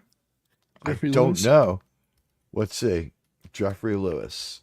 I know how Pretty she sure. I spells mean, her I'm Lewis. old, so I am old, so I do get things wrong. Yeah, Jeffrey Lewis. So if you watch a lot of Clint Eastwood movies, like Every Which Way But Loose and whatever, pretty sure he was in those. With you'll recognize him if you see him. Let's see. Any Which Way You Can, Every Which Way But Loose. He was in Oh, tons of okay, movies. yeah, I So know that's this guy. Juliet's father. Yes, that's him. Actually, they have the same kind of blue eyes, so That's maybe him. Yeah. I can believe it. Yeah. Let's see if I can share a But screen. yeah, of, he of was the in best tons of pic- great pic- movies, but that was Let's see if I can find a recognizable picture of him from a role. yeah. Yeah, You should look, you probably- know what? Here's a picture of the two of them Let me together, stop. so you nailed it. Yeah. Let me present this one. I don't know if he was ever in a band though. So Here they yeah, are. there he is. Yeah, Jeffrey Lewis. Because I grew up watching all those movies that he was in the 70s. He was always a lot of the time he was Clint's sidekick, but he also could play villains in some of those movies. And their eyes are different. That's on me, Mandela effect. Yeah. But I guess they're green. Hers are kind of a hazel green. Juliette Lewis, like I would have thought she would have had a bigger career, to be honest with you. Yeah. That Cape Fear was such a huge introduction for her, and then she's in a lot of movies, and then all of a sudden she kind of disappears. But like most of her movies are either iconic or memorable, like old school, memorable. Natural Yeah, I'm Born not Killers. sure. What do you say? What can you say? I'm not sure what happened there. I mean, did she have some of them stop and have kids sometimes? I mean, I don't know if it was that. I would have to look at her IMDb and see if she started working again. The last pictures I saw of her, she still looked Oh. great, but she's not that old. Well, Let's find out she's, what Juliette Lewis is up to. She is 51 only, so yeah, she's got a lot of lot of runway in front of her. If she's still looking good, yeah. Dustin Natural. If she's been fortunate. She Let's she see had if a time great has been start, kind yeah. to our friend Juliette Lewis. If this picture is anyway recent, she's still looking pretty darn good. I'm just trying to think of what really. She must have preferred to get into the music. I don't know. Let's see, I can find some pictures from her latest movie, and then if I just scroll through them, we'll find Juliette Lewis within the last couple of years. I'm trying to Because find I think she's her- doing Apple TV stuff. All right, so maybe a facelift. Looks like the dad is still around. Let's see. She does have a pretty steady filmography, so she was doing stuff. It just wasn't quite as big as the earlier stuff. Is that Malkovich?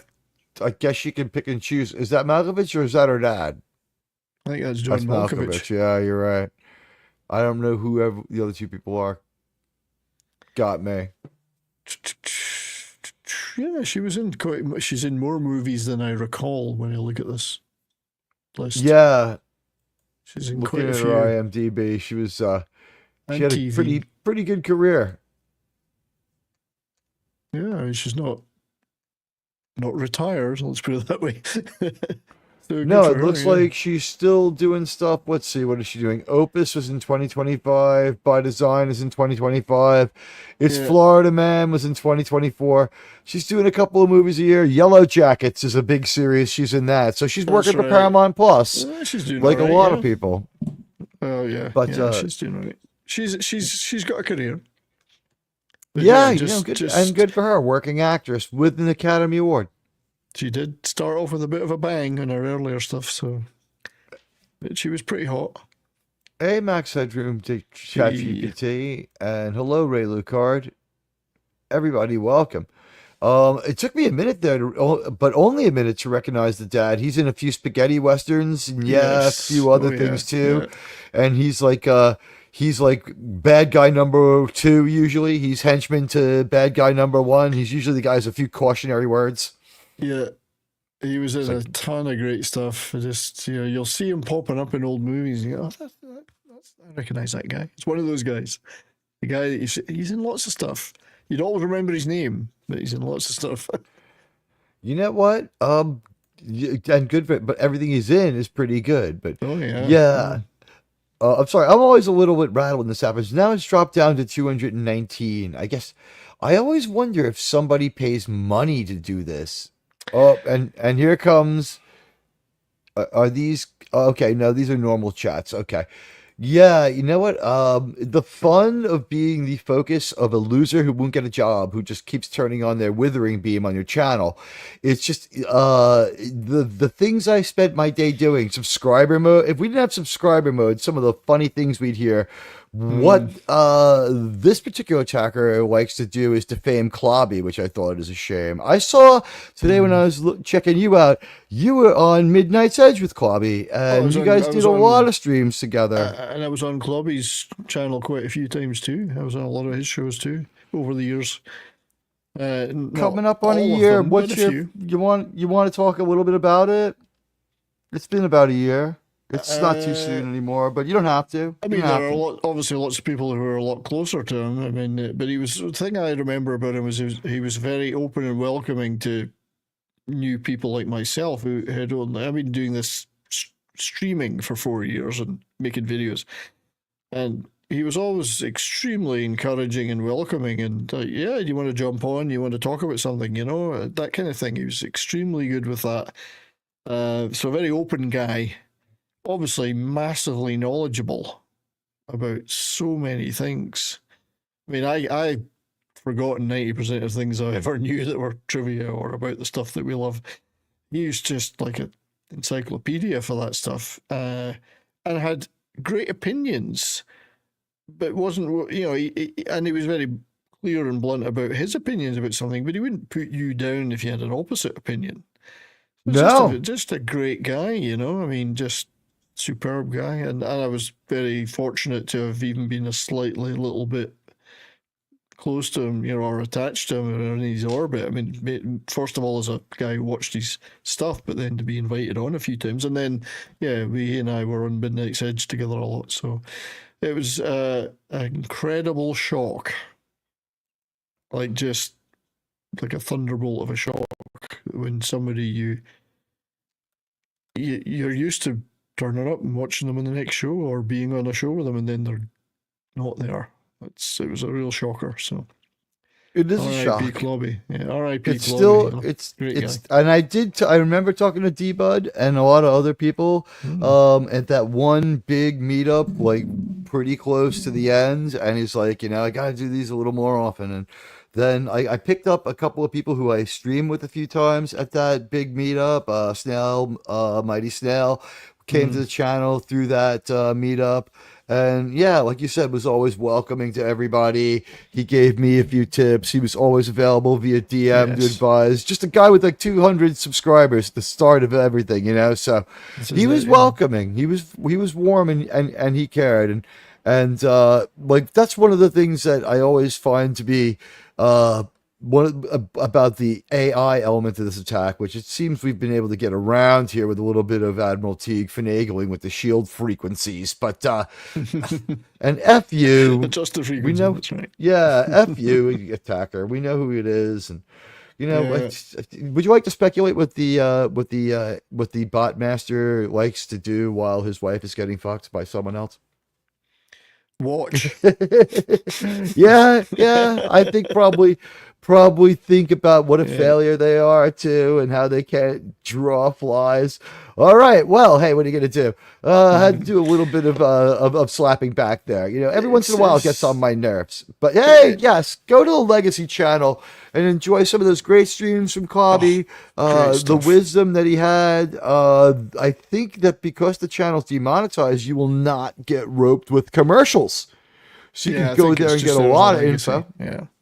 It's just there's a legacy thing now, but there's so much good content on there. You know what? It was a damn shame the amount of unfortunate banter, let's just call it that went on when we lost him. And I, for one, again, it was like that fucking Falkland Islands war. It's like, oh my God. All my allies are going to. Yeah, I just stood back.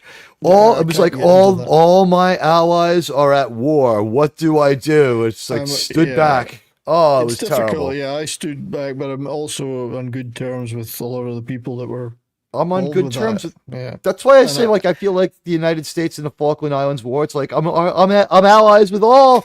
It's like all these people are my friends. It's like I'm not offering mediation tactics. Y'all are adults, but I was friends with everyone, and you were all friends once. I would just say that, and leave it at that. I do try to avoid ill feelings if I possibly can, and I certainly don't want to get involved in that kind of thing if it's.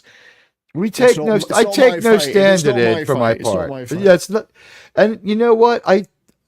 I thought it served his memory poorly. It's too bad it came to that. We can at least agree on that. We would have liked to have seen a more friendly resolution of everything. And also, I guess the last word on it would be, is it Tolkien that said there's nothing wrong with celebrating a life well remembered? So, he should be remembered, and I'm not going to be intimidated out of it by some AI bully or some bot swarm. And you know what? I feel like we're failing because, you know what? You know what? 70s, you got to dig down deeper, man. This is only a 337 bot swarm. The Gourd King bought a 383 bot storm, but I guess the bot master had more money than Krimlon. Yes, if you notice, all my people in my stream are like writing the comments like in triplicate to try to offset the attack. It's funny, when I started live streaming, YouTube still had an awful lot of bots, like sex bot stuff, but just I don't know where it came from. That really dried up a lot. I don't know what YouTube did. It did get rid of it, so I don't know how individuals are able to trigger it now and do it against somebody. Yeah, by the way, I salute Nick very quickly. You know what? You know what it is? It's this. This is the determination I've come to. You're a YouTuber, or you want to be a YouTuber, and you follow all those weird ads and fads that you can find in weird places offering you all sorts of things that you wouldn't really want or sell you. It's like, you can be monetized tomorrow. Buy, it's like, but I don't think anything can really still effectively give you the watch hours, which is what really makes you there. And so I think some people buy some really bad deals, and what happens is you're like, I'm gonna be a big time YouTuber, I spent $200 on my clickbot, and it just doesn't work, right? It works till it doesn't, because let's remember, YouTube's done a few updates, so at one point it worked till it doesn't, and then the rotten bastard just turned it into a weapon. He's like, well, if I got in trouble for using it, I can use it to mess up other people's algorithms and just ruin their day, because I'm the kind of person who pisses in the street. It would be hard to mess up my algorithm. I don't have one. But I did ask Grok to write a description for a movie called Slop, about how bad it was, a movie about how bad Hollywood was, and it did say that in the future Hollywood would use the algorithm to write its movies, and then people would attack this algorithm, and that would be the plot of the movie I was talking about. So there you I go. think have that the that's basis almost. of a movie.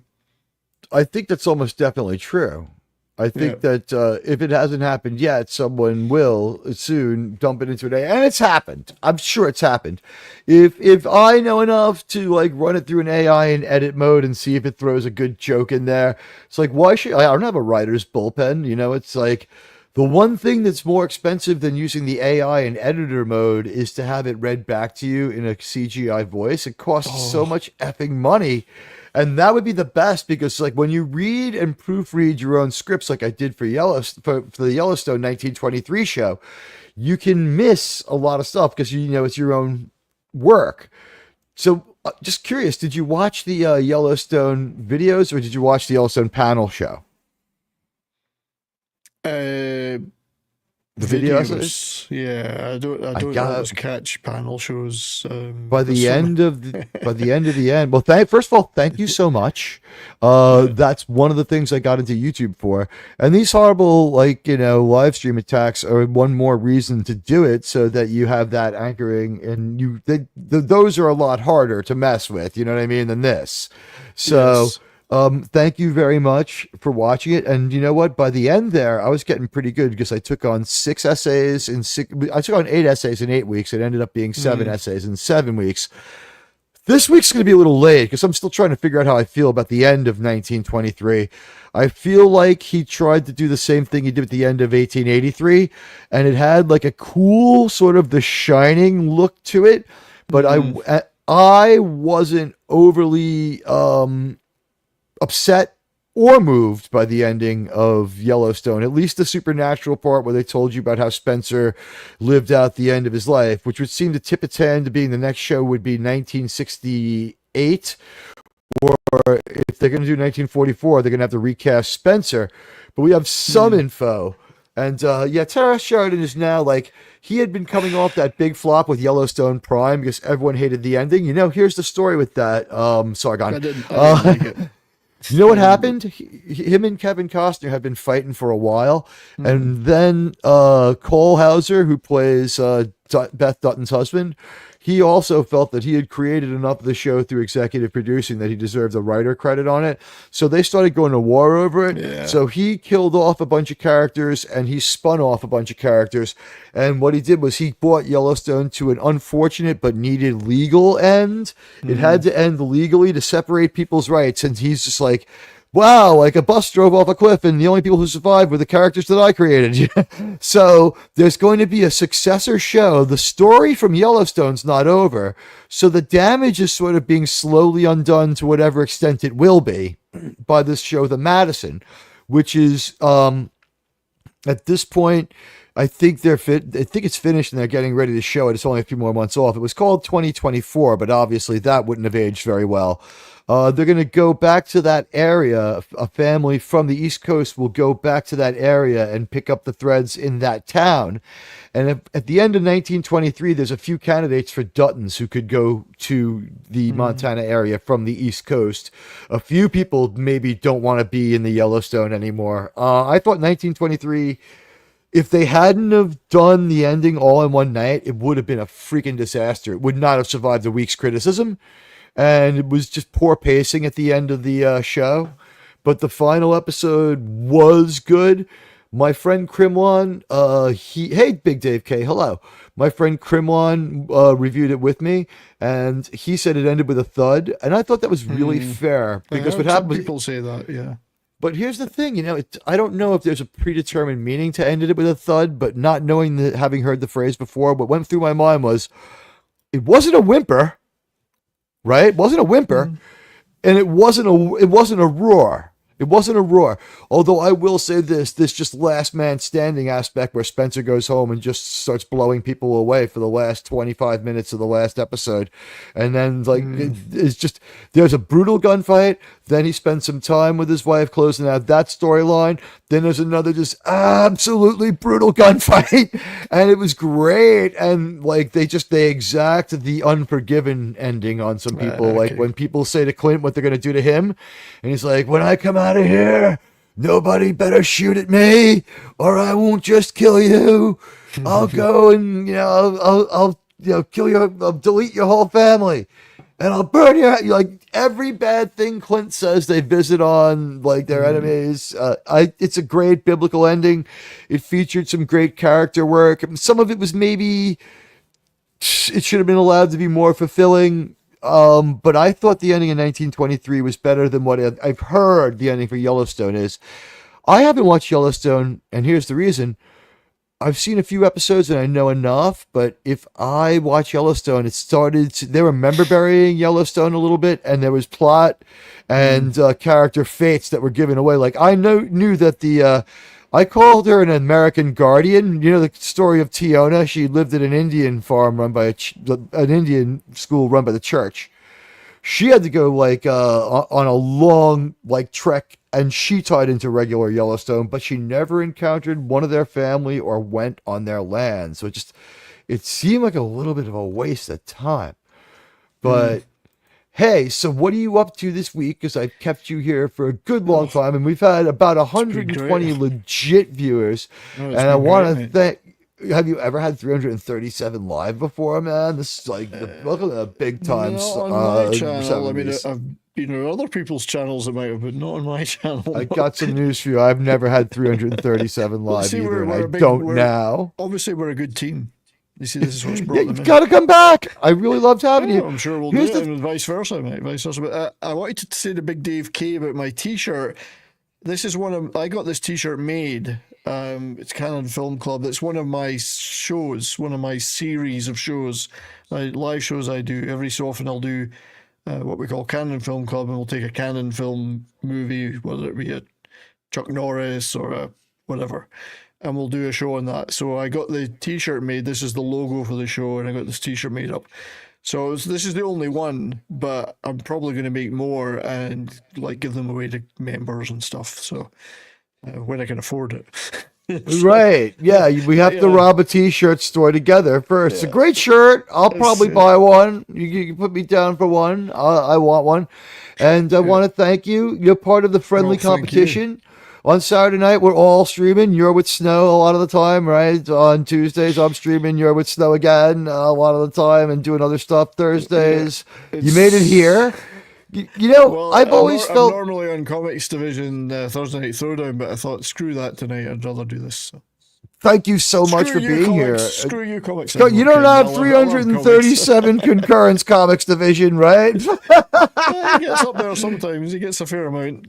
Good for him. But, like I said, I don't have them either, so give me a freaking break. It's not the size that counts. You're right, JK. Yeah. What you do with it. What I'm going to do with it is ask everybody to give me a like and help me polarize the hull. And if you're coming through later, my brief conversation with 70s Rockfan was deep with the knowledge and the lore. Really, we didn't need to prepare for this one. We're coming from the same place. We know we could do a music show together. Maybe next time we'll talk about some music to play, because if I look over the music first, we'll end on this one with Black Sabbath again. We did a whole show on Black Sabbath. We played about 11 or 12 Black Sabbath songs from across all eras, including the brief Gillan era, right?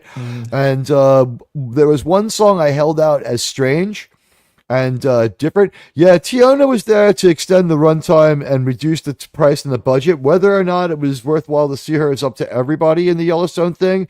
The thing is, she had the most historically accurate story as far as the way she was treated at the school at first. And hey, everybody loves the shirt. This is a great shirt. I mean, I'm not great at marketing, so eventually I might figure out how to find a way to people to buy these. I mean, I'm certainly going to give some away eventually to members, but this right now it's the only one. But one of these days I might figure out how you're supposed to sell this stuff. I don't know. You know what? You get a WordPress site somewhere else, and you don't give your cut of like 75% to YouTube, and you just direct people there, because people will buy the shirt if it's reasonably priced, and you can make some reasonably priced money. But at 30, where you get like 3, how many do you have to sell? I'll get off my arse one of these days and do something about it. So, hey, Miskatonic, how generous of you! Thank you for the $5 super. This $5 Mic drop pair. All right, man.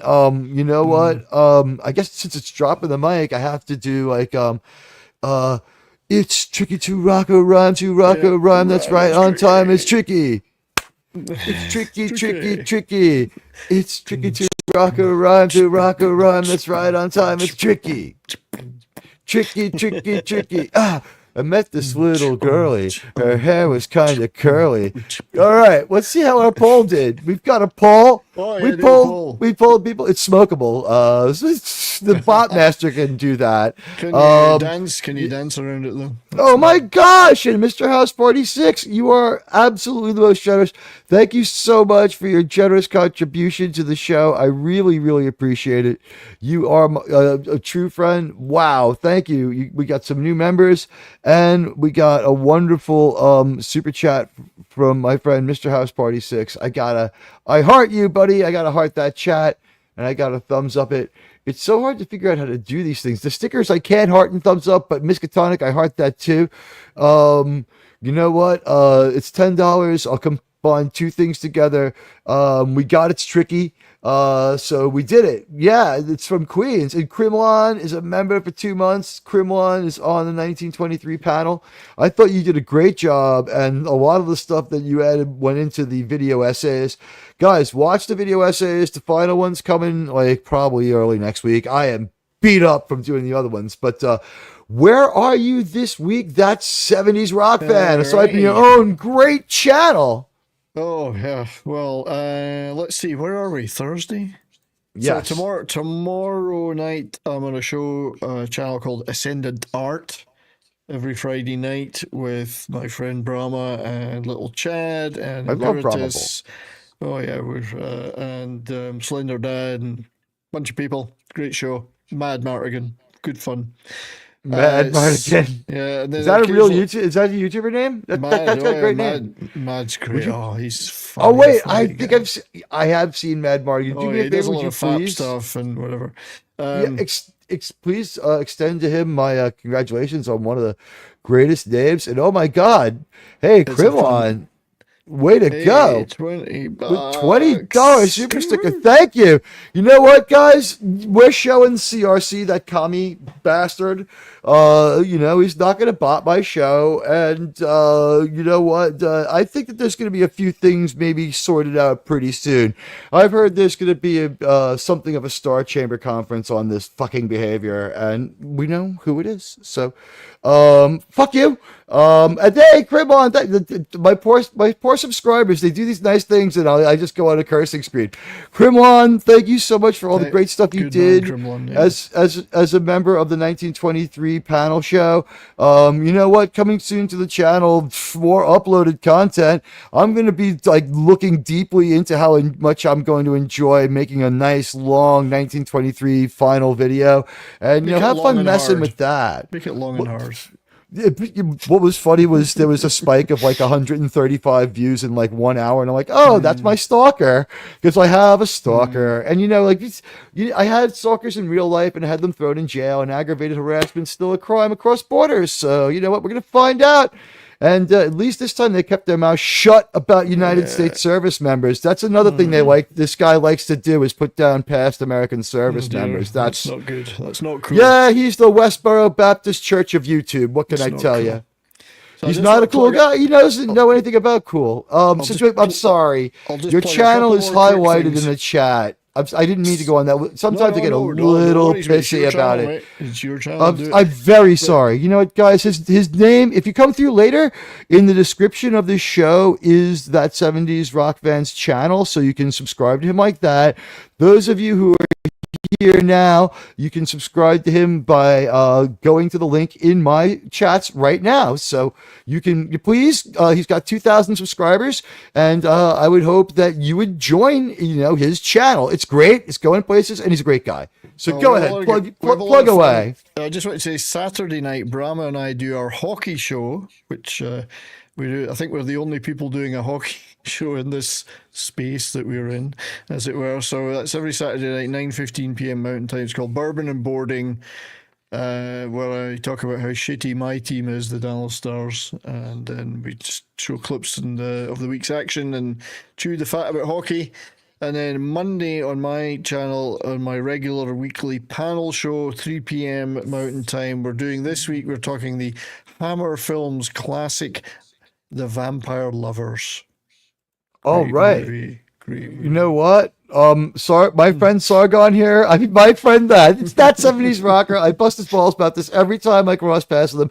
You're a great guy. Like I said, part of my colleague Snowdub's channel too. I've interviewed Snowdub. Yeah. Now I've interviewed you.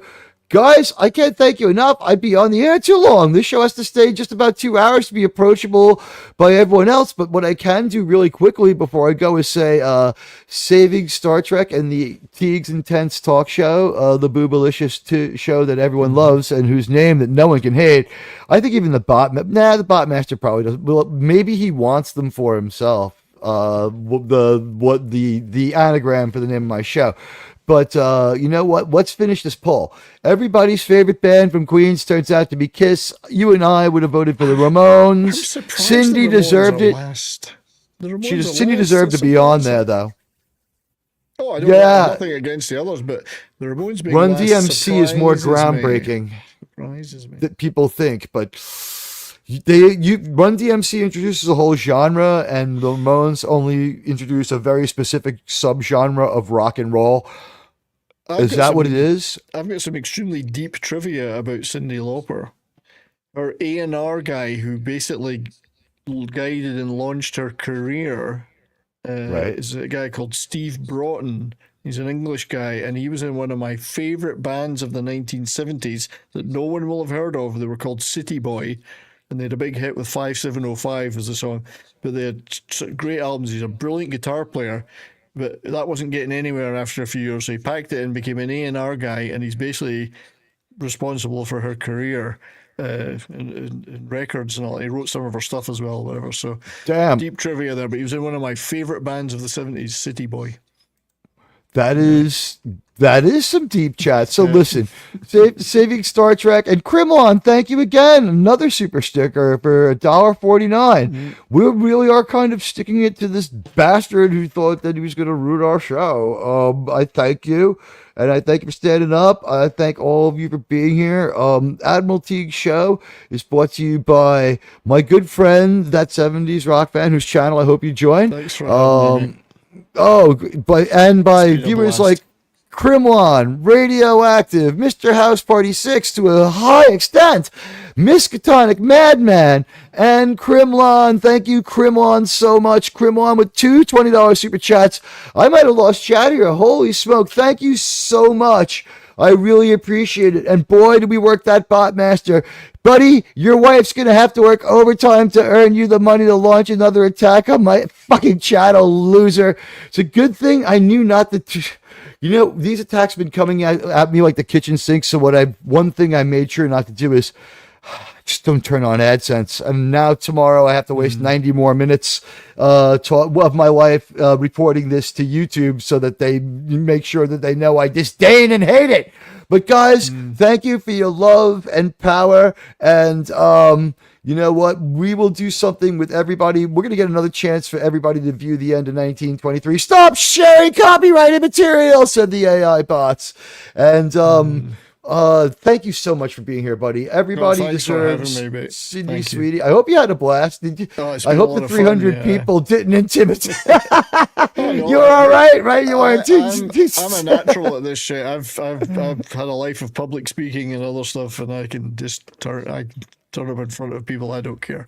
Could you come to New York and run for mayor? Hey, critically thinking and drinking is out here. We love you, buddy. That would involve work, and I'm not doing that. But you can save us. Only you can save us. I've beaten up too many people in this city. Sargon can do it. We'll get the real Sargon. You know what? Sargon, come to New York. You don't need to be an American to be the mayor of New York. Yeah, you know what? Well, Tetrarch, hi, hello. Hey, Tetrarch, thank good you. to You know see what? The you. show is very approachable. It's only 2 hours and 3 minutes. It's the Ramon shows. It's the Ramon show of YouTube channels. And we'll be back at a time tomorrow where you'll be surprised when I decloak tomorrow. Oh, it's going to be a big surprise for everybody. Watch. Keep your eyes out, guys. I'm going to be back tomorrow. And I'm going to give you your money's worth for what you gave me tonight. Tomorrow, hold off the chats on the house. You were so very generous. I love you all. I can't thank you enough. And if I dwell on it too much, it'll just we'll belabor the point. Look at that great Shea Stadium hat from just a few miles up the street at beautiful, now it's Citi Field. The parking lot is Shea Stadium. Been known to drink there. Good night to all of you. I will be going to a Met game soon. And the thing is, what bad movie do they send me to next? They sent me to Snow White. What is the next disaster on the horizon? Thunderbolts, maybe? I don't know. We'll do all the stuff I had written for today's show as far as Gina Carano tomorrow when I decloak at a random time. We'll love you all, and I think they've earned Sydney Sweeney, haven't they? I think they have. We've earned it too. Of Sydney Sweeney. They've earned a lot. Guys, when you come through later, leave me a like and a comment. And when the stream is over, there's a way to help this stream grow despite the spot attack. And that's that you hit that old refresh. And then you think about it for a little while, because I don't want the AI to be able to follow my course of reasoning where I talk about horse racing and the chances of pitching horseshoes on Mars. And you leave a comment after you do that other thing I said before, the other stuff that didn't make sense. Anyway, we're smarter than an AI. And here's Sydney Sweeney. We're out of here. Thank you so much, buddy. It was great to have you as guest. Thank you.